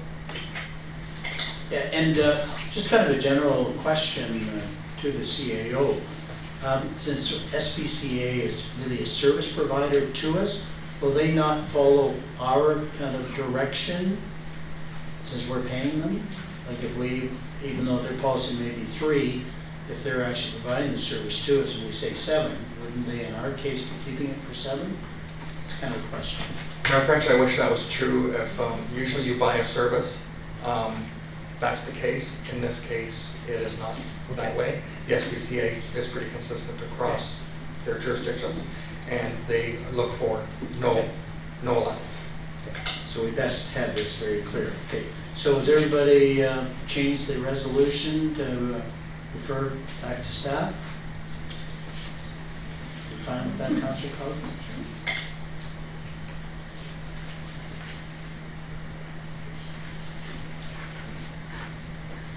Maybe just like to read it again. Moved by Coughlin, second by McConkey, that a report from the Director of Corporate Services and Clerk regarding council animal control length of stay dated August 24th be received, and that the bylaw 2013-04 be referred back to staff. All those in favor? Carried. Thank you. Councillor Hannan. Thank you, Mayor French. Before I read this motion, I just need to speak to it, and I appreciate the clerk when he prepared this, giving me credit for requesting the tree cutting bylaw. And I think it's important for those on council that were not around for the last 4 years and our taxpayers to realize that we've had a lot of issues or complaints to deal with about tree cutting in the last 4 or 5 years, and it takes up a lot of our time for our staff and so on, so it's expensive in that respect. But also it leaves our residents frustrated, and I think the important part of this bylaw, which I think also we should be considering, I know it's just going forward to draft, but some of the things that have been an issue in the past 4 or 5 years is that when a neighbor's tree is the issue, whether they're cutting it down or part of it falls on the neighbor's car, fence, or so on, the question is who's liable, who's responsible. I don't see that in the bylaw, and I recall one case in the Midhurst area where a tree fell on a neighbor's fence, and the owner of that tree would not pay for the neighbor's fence. The neighbor was out $450 and explained to me how disappointed she was that we couldn't do something about it. The other issue since this agenda went out, I've heard from people is if they have a wood cutting lot, or if it's dead trees and so on, what will the cost of a permit be? The question I have, I think it states 3.1, the minimum fine for a violation is $500. My concern with putting that in there, I don't have a problem if you say you fine up to $5,000. That gives the court of competent jurisdiction the ability to assess a fine somewhere less than that. But when we have a minimum amount of $500, occasionally the courts will suspend the case or whatever because they don't want to impose that high a fine. So I would suggest that we take out the minimum fine and just put a maximum fine if you like, or just say simply a penalty under the, consistent with the act, so we have one fee that's up to a maximum amount. Anyway, there's a number of issues in here. I know this is a draft going forward. You recall the issues, CEO Brennan, we had with the heritage tree that was cut down, with the gentleman who set up a milling machine in his front yard, and the complaints about taking trees off of township road allowances, all those issues. And I think that has to be addressed in his bylaws going forward. I realize it's draft, but maybe we could even consider having a public meeting where people can come and speak to this. I'll wait to see if there's anybody else who's got any comments before I read the motion. Excuse me. Councilor McConkey. Well, in my area, I know that there's a lot of rural properties, and people will cut their trees for firewood, and it's actually, you know, they feel that it's their property and they have the right to cut some of these trees down. And 3 trees is not that many when you're in a rural area. You also get a lot of fallen trees or half dead trees and that. So I'd really like, if we are to look at this, that a meeting be held out at the Grenfell Hall where I could invite residents so that they could give their feedback, or at least that we allow a really good mail out so that we get the proper input, so that I think there's a mix, like when you're designated a certain area, and with this impact on agricultural land, like I know that there's agricultural land that is, the farmer has to sometimes cut down a tree to be able to do the land. So I just want to know what the different zonings have on an impact on this, if there would be a consideration on that. So I think we need to have to go out to the public, make this really well known, and get some input, because I know I'm going to have some unhappy neighbors. Thank you. Any other comments? Councillor Austin. Well, through you, Mayor French, to Councillor Hanna. The concerns that you said that you've had a lot of concerns from residents. Is it mainly residents on sort of urban properties, or because I can see your concerns? I could also see Councillor McConkey's concerns that, you know, we might want to have sort of a separate rule for urban versus rural lots. Like I have a large urban lot, but I've only got maybe about 6 trees on it, and whereas a lot out in the country might have 30 or 40 trees. If I may, actually this draft bylaw does stipulate, I believe, that there's agricultural property, you can't cut the trees down for that purpose. So that would answer Councilor McConkey's question. I believe that clarification is already, I believe that there's a clarification in there anyway for farmers to cut trees. But my original question to you was, were most of your concerns coming from residents who lived in an urban area? That's correct. What I would suggest is that obviously there needs to be a separation between urban and rural agriculture. And do we want to refer for some fine tuning, and also suggested we probably should have some public input on this. So would you like to refer back to staff?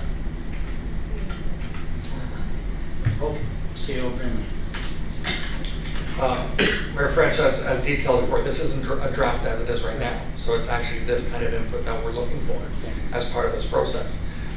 What I will do is I hear loud and clear about the public consultation, more so than just the commenting period. So staff will take that away. My concern is if I have to have a meeting in Grenfell, I have to have a meeting in Midhurst, I have to have a meeting in Hillsdale, I have to have a meeting. That's where I'm a little concerned about staff resources.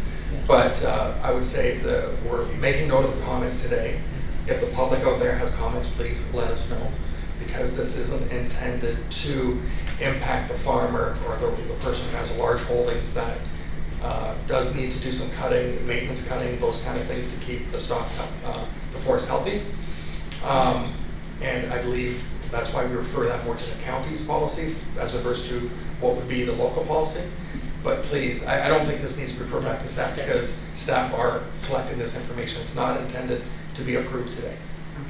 Okay, thank you. And my suggestion is, yeah, it would be nice to have meetings all over, but if it's well promoted enough, we do it here. We do have this facility, do presentations, and you know, and then obviously get as much input as possible to deal with it. So, okay, with that, we will kind of read the motion. Moved by Hannah, second by Coghlan, that the report from the Director of Corporate Services, the clerk regarding the tree bylaw dated August 24th, 2013 be received, and that the draft tree bylaw be circulated to the county of Simcoe and advertised broadly for commenting period ending October the 1st, 2015. So there'll be lots of time for input and stage a public meeting and see how it Brindley. Mayor, if it's council's wish, as a condition, you could also put that council recommends that I don't like using public information meetings for things that aren't public information meetings, but potentially that an open house be held, and that be an additional condition.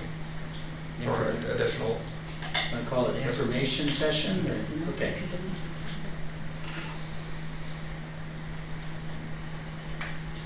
I've added including an open house. Okay, any other comments? All those in favor? Carried.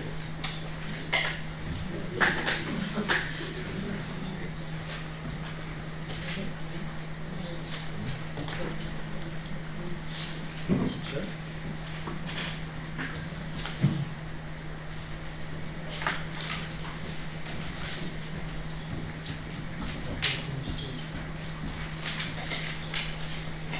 Sorry, did I miss something, Councilor McConkey? No, I saw here, let me see comments. I had a comment, but I'm sorry, Carrie. Okay, well, no. I forget about before that.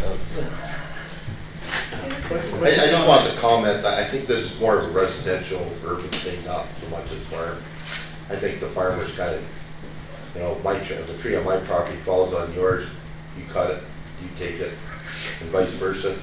And that's been the way, so all my years farming as far as that goes. So I think this is more of a residential. I think it needs to be left at that. Thank you. Okay, with those comments, all those in favor? Carried. Okay, we'll do one more report, and then I'm going to give council a 5-minute break. We're going to be here for a while. So, Councilor McConkey. Okay. 10:10. Yeah. I guess I was reading it, but I don't really understand because it says that an updated identification bylaw being presented for adoption. So is this one getting updated or? Later on in the agenda, there is the bylaw. Okay. Is there any way we could refer this back and get the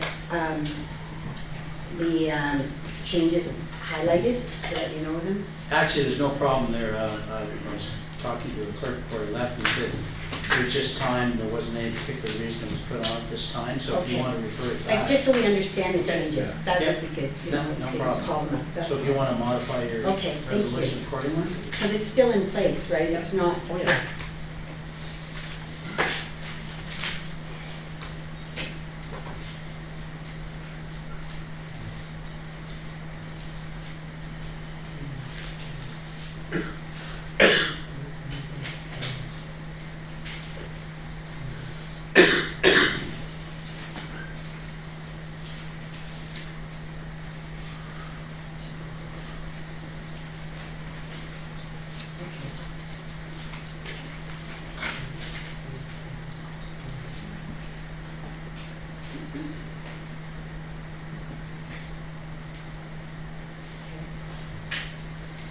Carry on. Moved by McConkey, second by Councillor Coghlan, that the report from the Director of Corporate Services and Clerk regarding identification bylaw dated August 24th, 2015 be amended to identify any updates or changes. That an updated identification bylaw be presented. Oh, I can take that part of it. Or actually, we already asked, we could ask for it to be presented at the next meeting if you like. Identify any updates and changes and be presented.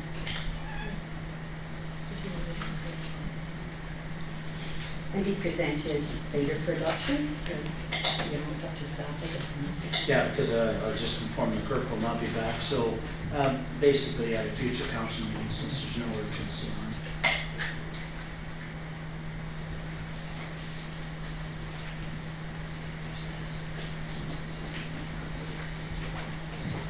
Okay, should I read it again? Moved by McConkey, second by Councillor Coghlan, that the report from the Director of Corporate Services included regarding identification bylaw dated August 24th, 2015, be amended to identify any updates or changes and be presented at a future council for adoption. Okay, everybody understands it? Those in favor? Carried. Let's just take a 5-minute break, and we will be back at a quarter after and carry on.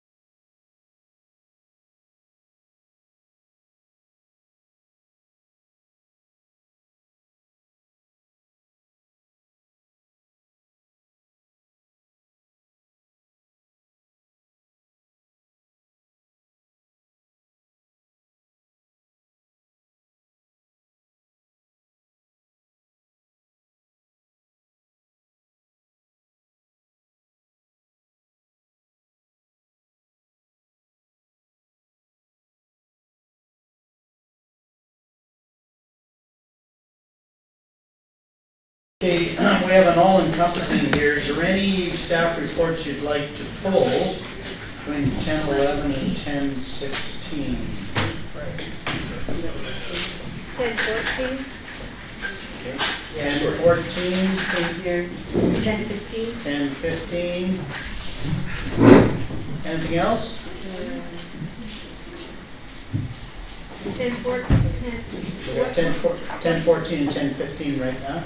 Okay, and how many 10s are we going up to? We're going from 10:11 to 10:16. Okay. Okay, well, I'll go to Councillor Ritchie for the ones that we're not pulling. So, Councillor Ritchie, it's 10:11 to 10:16 with the exception of 10:14 and 10:15. Moved by Perry Ritchie, second by Katie Austin. Staff reports 10:11 through to 10:16 be received as information. With the exception of 10:14 and 10:15. All those in favor? Carried. Okay, so 10:14 first. Who was it, Councilor McConkey or Councilor Austin?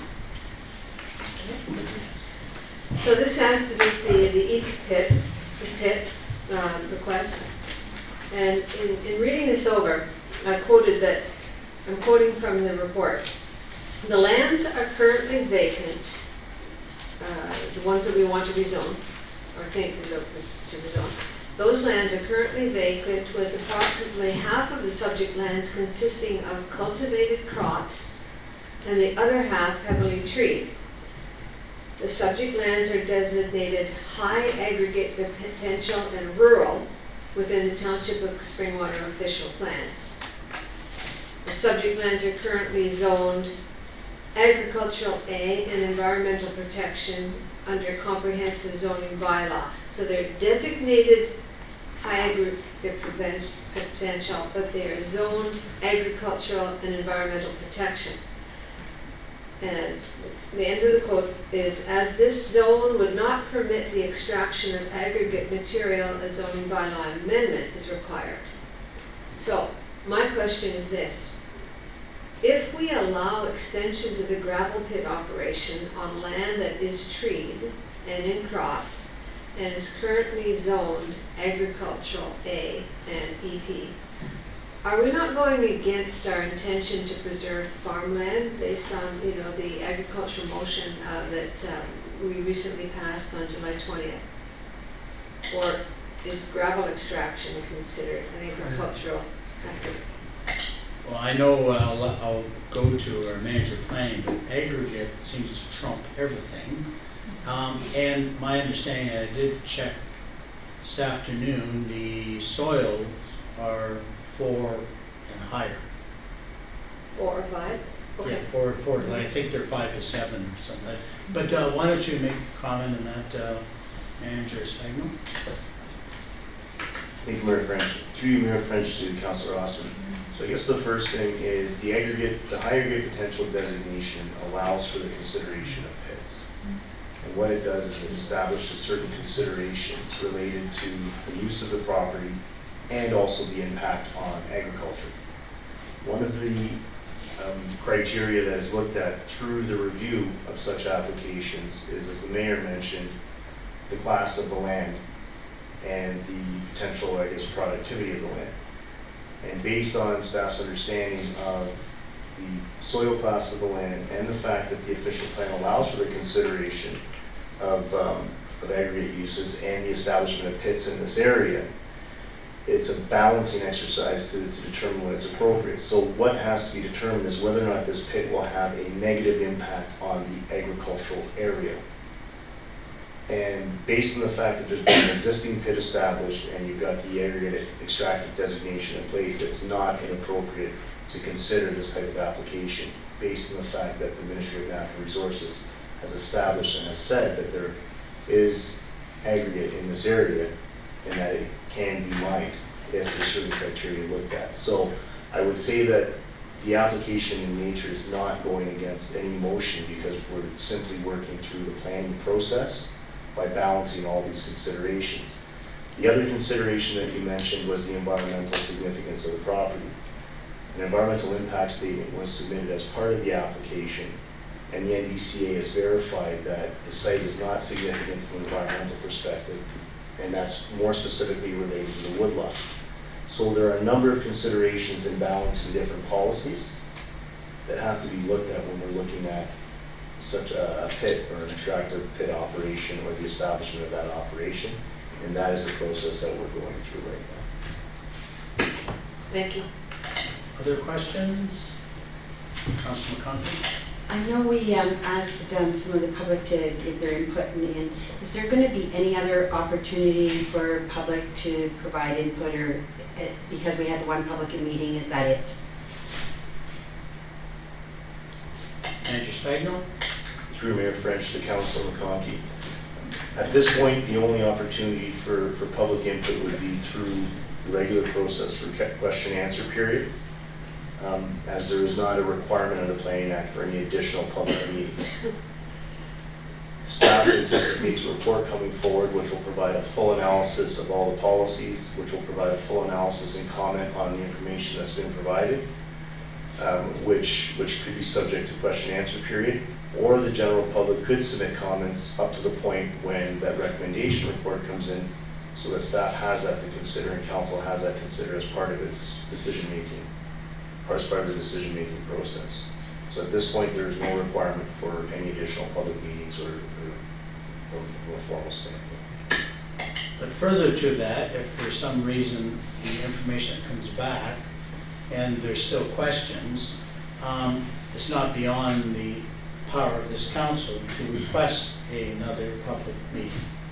So quite honestly, when we get all the information back, Councillor McConkie, if you feel that it's appropriate to ask for another public meeting, we could certainly amend the report at that time and ask for that public meeting. Is that correct? Go to CAO. Mr. Mayor, that would be correct in light of the, although the applicant has been very busy satisfying the county conditions, the time lag has still been there, and that's something council should consider. Yes. Okay, but it is open. Any other questions on 1014?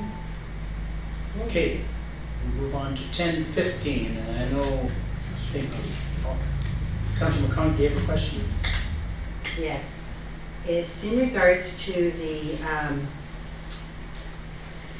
money, the surplus for the, I brought it up, but I was reading it this morning. Okay. Basically, it's the additional money from the reserve fund, from the fund for the community halls. There's a surplus, and I know now that it's going back into the community halls, but some of the money is also being used to pay off the municipal drains. I feel that when we have a surplus in the community halls, that it should stay in the community halls. It's very difficult to get volunteers, and they work hard to try and get that. And if they can get a surplus on the operating budget so that they can have that for next year, that's such a bonus, and that's an incentive to them. So I would really like to see that somehow we don't use that net surplus to cover the municipal drains. That I'd like to see it go back into the community halls. I'd like to understand which community halls had the net surplus, and I think they should be congratulated. And that's my point. I'll go to our Director of Finance, Mr. Schmidt. Thank you, Mayor French. Through you to Councilor McConkie. Just to clarify, the net surplus for the municipal drains are specific to the municipal drains. So essentially, I do have a modification to the report tonight because items C and D, the numbers that are reported there are actually incorrect, and I apologize for the error. The item on item C, the 77,000, and the item D, the deficit, if you will, of 38,000, are actually cumulative numbers, so numbers that have occurred year over year over year, and at the end of 2014, that's the ending position of where we are. So for 2014 specifically, under item C, the 77,000 should be 13,000. That's what we have in community halls. That's the surplus that's being generated through all the community halls in 2014. And under item D, The deficit of 38,000 on municipal drains is actually, should be a surplus of 27,000.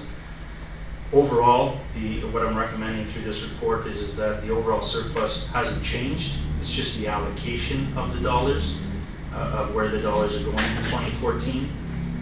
To answer maybe Councilor McConkey's comment or question, again, the municipal drains are treated separately. How municipal drains work is that we take on capital projects, and we take on projects for various municipal drains within the township. At the end of the year, we were in a position where we had a deficit. We hadn't collected enough money from the benefiting landowners. And so what happens is there's always a time delay in when we actually are able to collect. So the project may have happened in 2014. We know what the expenditures are. And now in 2015, we go out and we actually tax those benefiting landowners through the property taxes, if you will. So there's always a timing delay with municipal drains. I'm not suggesting that any surplus monies that we would garner out of, or we would obtain out of the community halls would go towards municipal drains, or for that matter would go towards general municipal operations. Those monies that are generated by those community halls go back to those community halls and are reinvested in those community halls. So hopefully that. So now you've changed the number from 77K for the community halls to what? 13. Why such a change? And which community hall ended up with that surplus? Or did you take it, divide it among, did you use did you use money that Grenfell Community Center might have been in a surplus, but some other community hall might have been in a deficit? I just want to make sure that the community volunteers that are working at a particular hall, if they're in a surplus, that we can identify which ones are in a surplus, and I can't tell from this. Actually, can I speak to it? Because maybe I want to make sure I'm understanding, because when I read the paragraph, it says the net surplus for the township's community halls will be utilized by those respective community halls that have surplus to fund future operations. In other words, my understanding is if there's a surplus in Grenfell or Midhurst, it stays there. Correct. Yeah, and it can be used for whatever happens in the future. It's not being moved anywhere. Is that correct? Through you, Mayor French, to Councilman McConkey and the rest of the council. That is correct. Essentially, the 77,000 represents the overall surplus that's been generated by all of the community halls. That's the overall cumulative surplus that we have in our community halls. There may be some community halls that are in a deficit. There may be some that are in a surplus. The ones that are in a surplus, those dollars remain with those community halls. The ones that are in a deficit, they're in a position where they have to start to obtain revenues, if you will, or generate revenues. So, Deputy Mayor Allen? Thank you, Mayor French. I was talking with Mr. Schmidt about the idea that we had previously talked about assembling the community halls board reps to have a presentation, and we talked of having a meeting with Director of Finance Schmidt, myself, and Mr. Belcourt to put together a presentation that we then have to talk about the finances, standardize the best practices in renting of the community halls, so there'd be a good learning experience for the different community hall boards. We had looked at a continuity schedule for the reserves, for the surpluses and deficits for each of the community halls. I would suggest we could update that, and that should be distributed to council so they can see the respective positions. through you, Mayor French, to Deputy Mayor Allen's comment, the report or the continuity schedule for the community halls was actually prepared in May of this year and went to Finance and Audit Committee and is a public document at this stage. So I can forward that document on to members of council, but we did report that through the F&A Committee. Any other questions or comments on those two items? Okay, Mr. Ritchie, if you can just kind of complete the motion and yeah, we'll add 1014 and 1015. Okay. I'll read it since it's here. So we'll staff reports 1014 and 1015 as amended. Those in favor? Carried.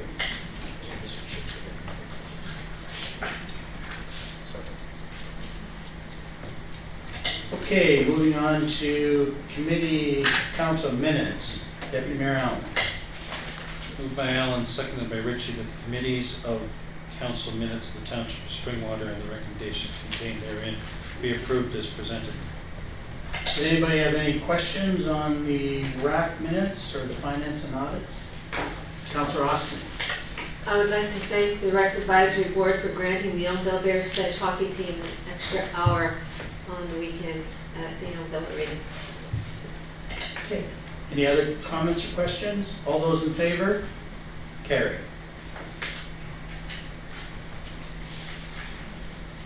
Okay, other boards and committees, Councillor Austin. Moved by Katie Austin, seconded by Perry Ritchie, that the minutes of the boards and committees of the Township of Springwater and the recommendations contained therein be approved as presented. Any discussion on the community hall or the BIA minutes? Okay, all those in favor? Carry.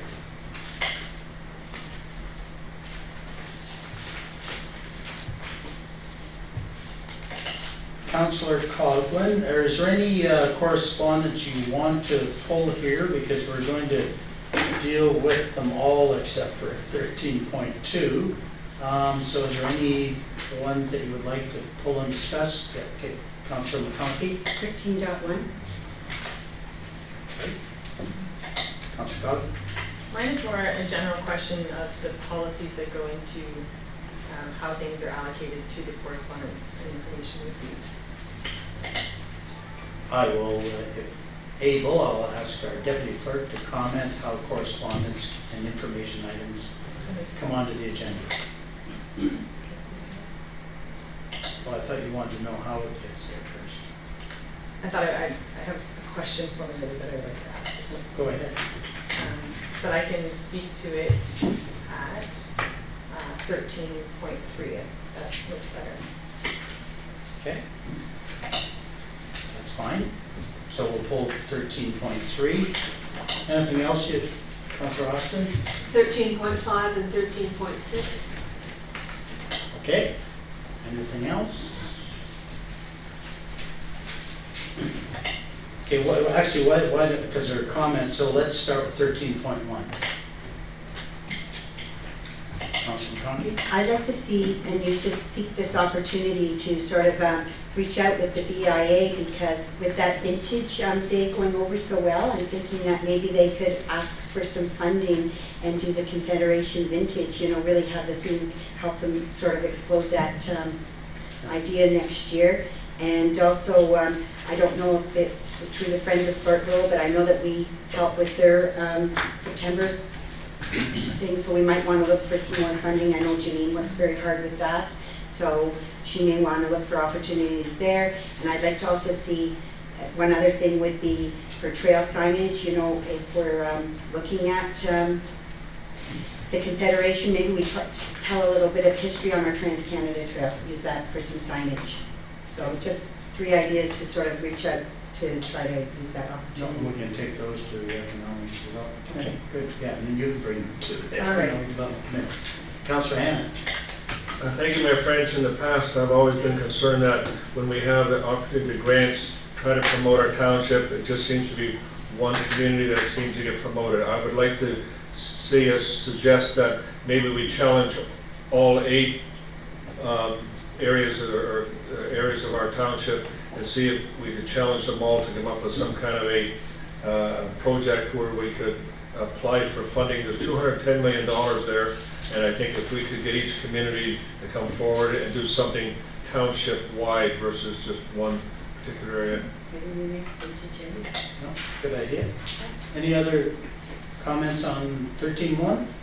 Okay, let's move to 13.3. Councillor Coghlan, you had a question. I do. Having correspondence from Mayor French to other ministers, I'm curious how this council or the township decides which correspondence to ministers is included and which correspondence to ministers is not included. I'll let the CAO, but this one here was direction of council, but CAO Brennan? Through Mayor French to Councillor Coghlan, I wish there was a simple answer in that there is a protocol. There isn't a protocol. We try to be as timely as we can with certain correspondence. On occasion, some are missed. So we usually we find out from a councillor or from somewhere else that if there's something outstanding, we try to get on the next agenda. But as it stands right now, it's usually what's germane and what's relevant to this council. To let council know we get a lot of correspondence that does come our way that has nothing to do with this municipality, so you will not tend to see those things because we spare you the 200 letters or so that we might get. We try to keep it to as relevant as what impacts our council.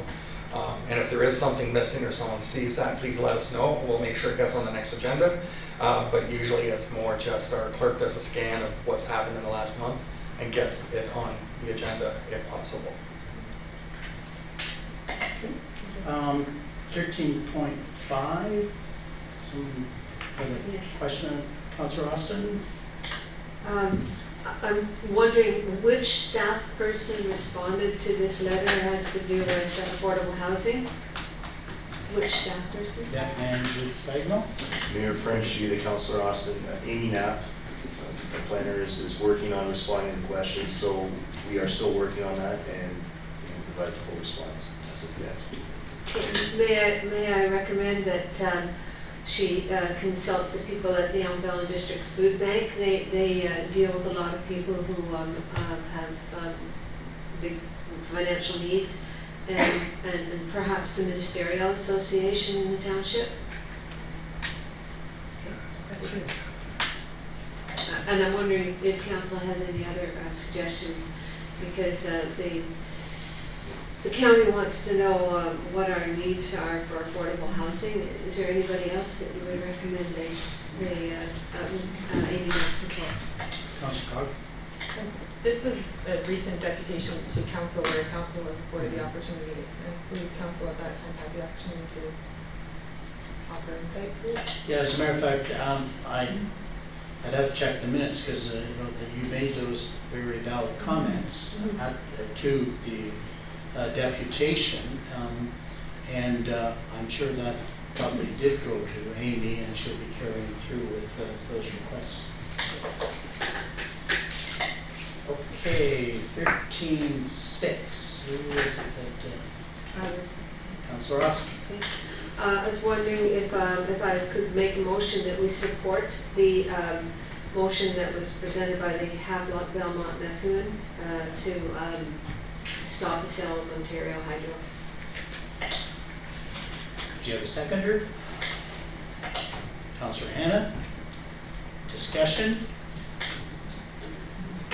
If I may, Mayor French, when we were at AMO, there was a group there from Ontario Hydro, and I think they said 160 municipalities out of the 444 have already submitted correspondence asking that Ontario opposing to the sale of Ontario Hydro, and I think it would be appropriate for Springwater Township to do the same. So our resolution will support, but basically the way it would be done, unless we want to do a separate resolution, typically a resolution would support this letter from this municipality to Ontario Hydro. Is that what you want to do? That was my original idea. Okay. Okay. So do you want to do a quick review on that, Deputy Clerk, or with Councillor, actually Councillor Austin? So just give us a moment while we draft a quick resolution.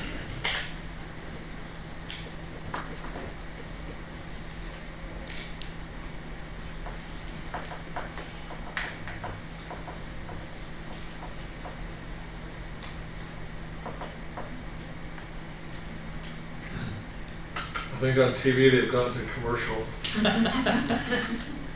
Actually, we could do it like baseball games. We could sell advertising time every 15 minutes and just pause for 30 seconds.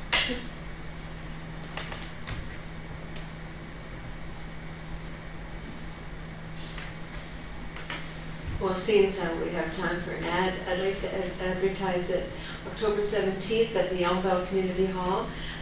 We're organizing an old-time country dance with collar and everything, and only $5 entry. So those of you who, it's not just squares, lines and circles. So yeah, and the collar teaches. Okay, back to business. Commercials over.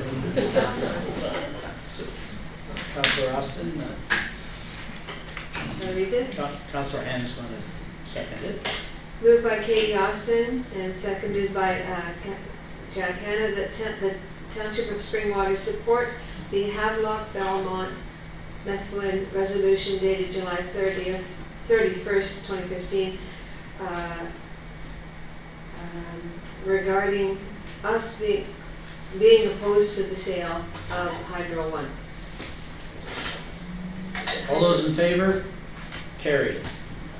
Okay, let's go back to the original motion. Councillor Coghlan, and we'll accept them all with the exception 13.2 and now 13.6, because we've got a separate resolution on that. Moved by Coghlan, seconded by McConkey, that the correspondence and information items listed herein be received as information with the exception of 13.2 and 13.6. All those in favor? Carried.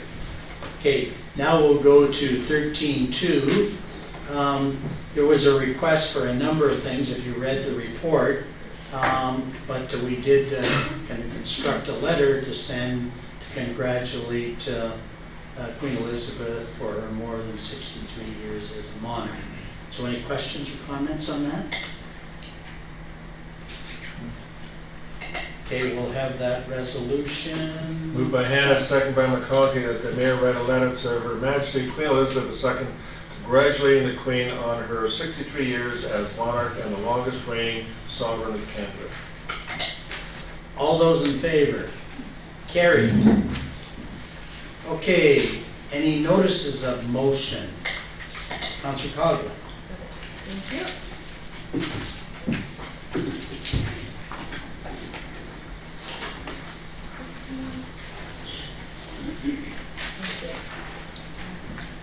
Yes, this one, previous one.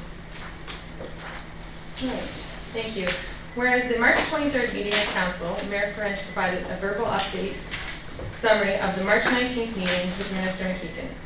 At the meeting of council, Mayor French stated that the full documentation provided to the minister would be posted to the township website. Whereas on April 21st, it was confirmed by Mayor French that the information provided to the township website was an exact carbon copy of the document presented to the minister. Whereas correspondent dated August 17th suggests that members of council were aware of the overview document and requests contained within prior to the meeting of the minister.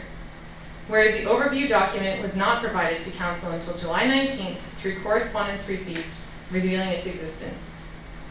Whereas the aforementioned full documentation that was posted April 1st to the township website differs substantially from the subsequent posting on July 28th. Whereas Resolution C-287-2014 from December 17th reads that a meeting be solicited to facilitate exploratory discussions, and subsequently, Minister McKeegan was presented with an overview document outlining 3 explicit requests. Whereas on August 6th, my petition to council requesting a special meeting of council to determine the foundation of the discrepancies arising from the March 19th meeting and documentation presented therein, as well as discuss the intent of the motion, applicable correspondence, and the inconsistent documents posted to the township website was denied.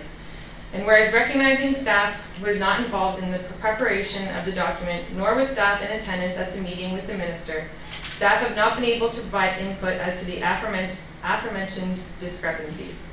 Therefore, be it resolved that an investigation be conducted by our CAO to look into all matters pertaining to the meeting with the Minister McKeegan, including all documents and correspondence. Okay, and you have a seconder, and so that will be dealt with at the next meeting.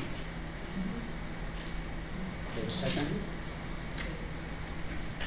I think I'll second it. I will second it. I think it's good that if we look at it. Actually, there's no discussion. Oh, okay, Yeah. okay. Okay, so it'll be on the next agenda, is the way notices of motions operate.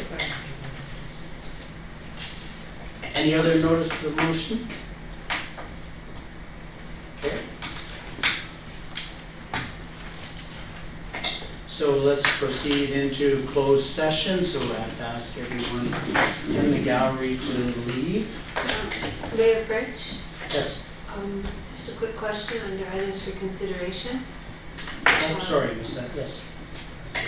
In the table there, one of the items for consideration was, Councillor Coghlan, you asked for a report about the legal costs prior to the resolution of the agricultural motion. Did we not get that? Yeah, no, we received that tonight. We Yeah, we did receive that information Yeah. tonight, yes. Okay, all right, thank you. Any other future consideration items? Councilor Collins. Through you, Mayor French, to CEO Brinley.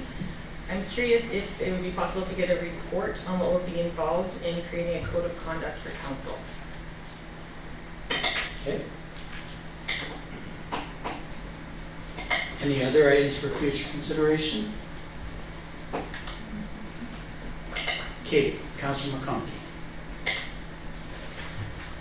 Moved by McConkey, second by Councillor Coghlan, that in accordance with Section 29 of the Municipal Act 2001, the Corporation of the Township of Springwater does hereby resolve to move into closed session at 8:45 p.m.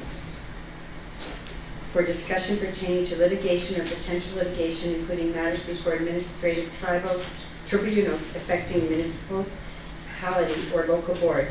Advice that is subject to solicitor-client privilege, including communications necessary for that purpose. All those in favor? Carried. So I ask everyone to leave the gallery, please. And we will not be using our mics.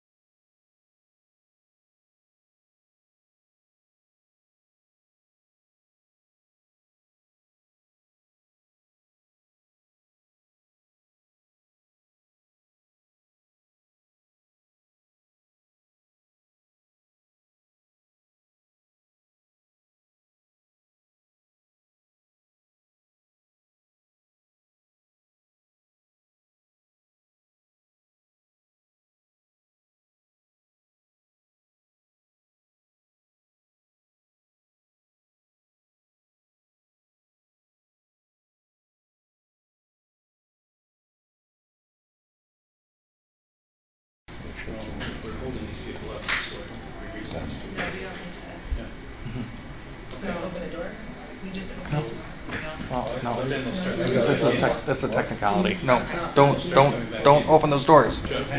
Don't. Don't listen to me, what are you doing? This is just a technicality. This is. Call everybody in and start that moving.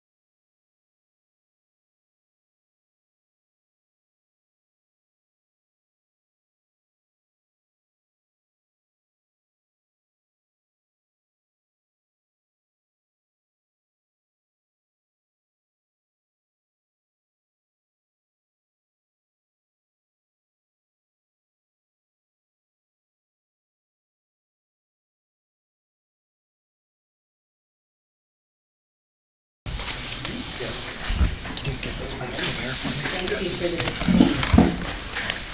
Robert, the special agenda for Barney Christmas meeting, do I have to go in under the secretive way? We're live right Through the We're top. open right now. We're open right now. Yes. So we can't discuss that. No, I'm just asking how to get the agenda. Oh, I can show we'll show you after. We'll show you after. Is it the same as a closed session? Yeah. Okay. Yes. Okay. Yes. That answers my question.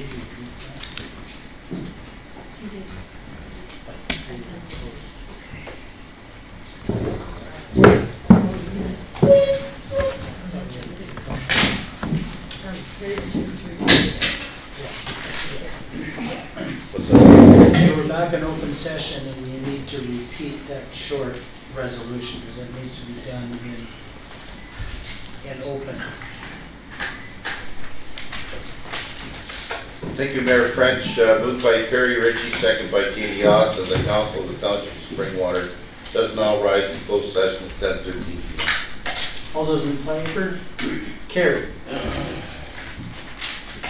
Okay, Councilor Allen.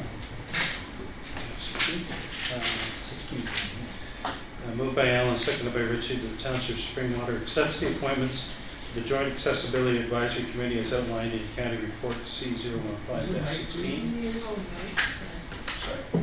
And that the appointments be made public upon the completion of the recruitment process.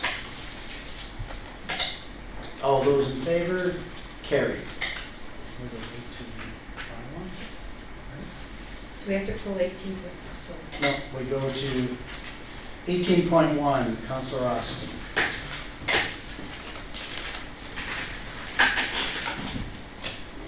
Moved by Katie Austin, seconded by Perry Ritchie, that the bylaws listed herein be signed and sealed by the mayor and clerk. Do you want me to mention them or summarize the bylaws? Any questions? 18.4, we did an amendment, so it's going back, so I think we pull it right now.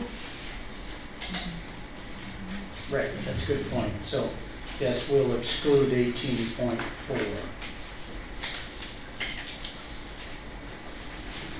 So the bylaws are with respect to property on Wilson Drive, and the other one is with respect to mapping changes for 4 properties discussed earlier. All those in favor? Carried. Councilor Coghlan. Moved by Coghlan, second by Conkey, that the confirmation bylaw listed herein be signed and sealed by the mayor and clerk. All those in favor? Carried. Councilor Hannah. Moved by Hannah, second by Coghlan, that the regular council meeting of the Township of Springwater is now adjourned at 10:15 p.m. to meet again in special closed. Excuse me, but is that meeting not being canceled? Yeah. Postpone. As long as we accept this. Yes.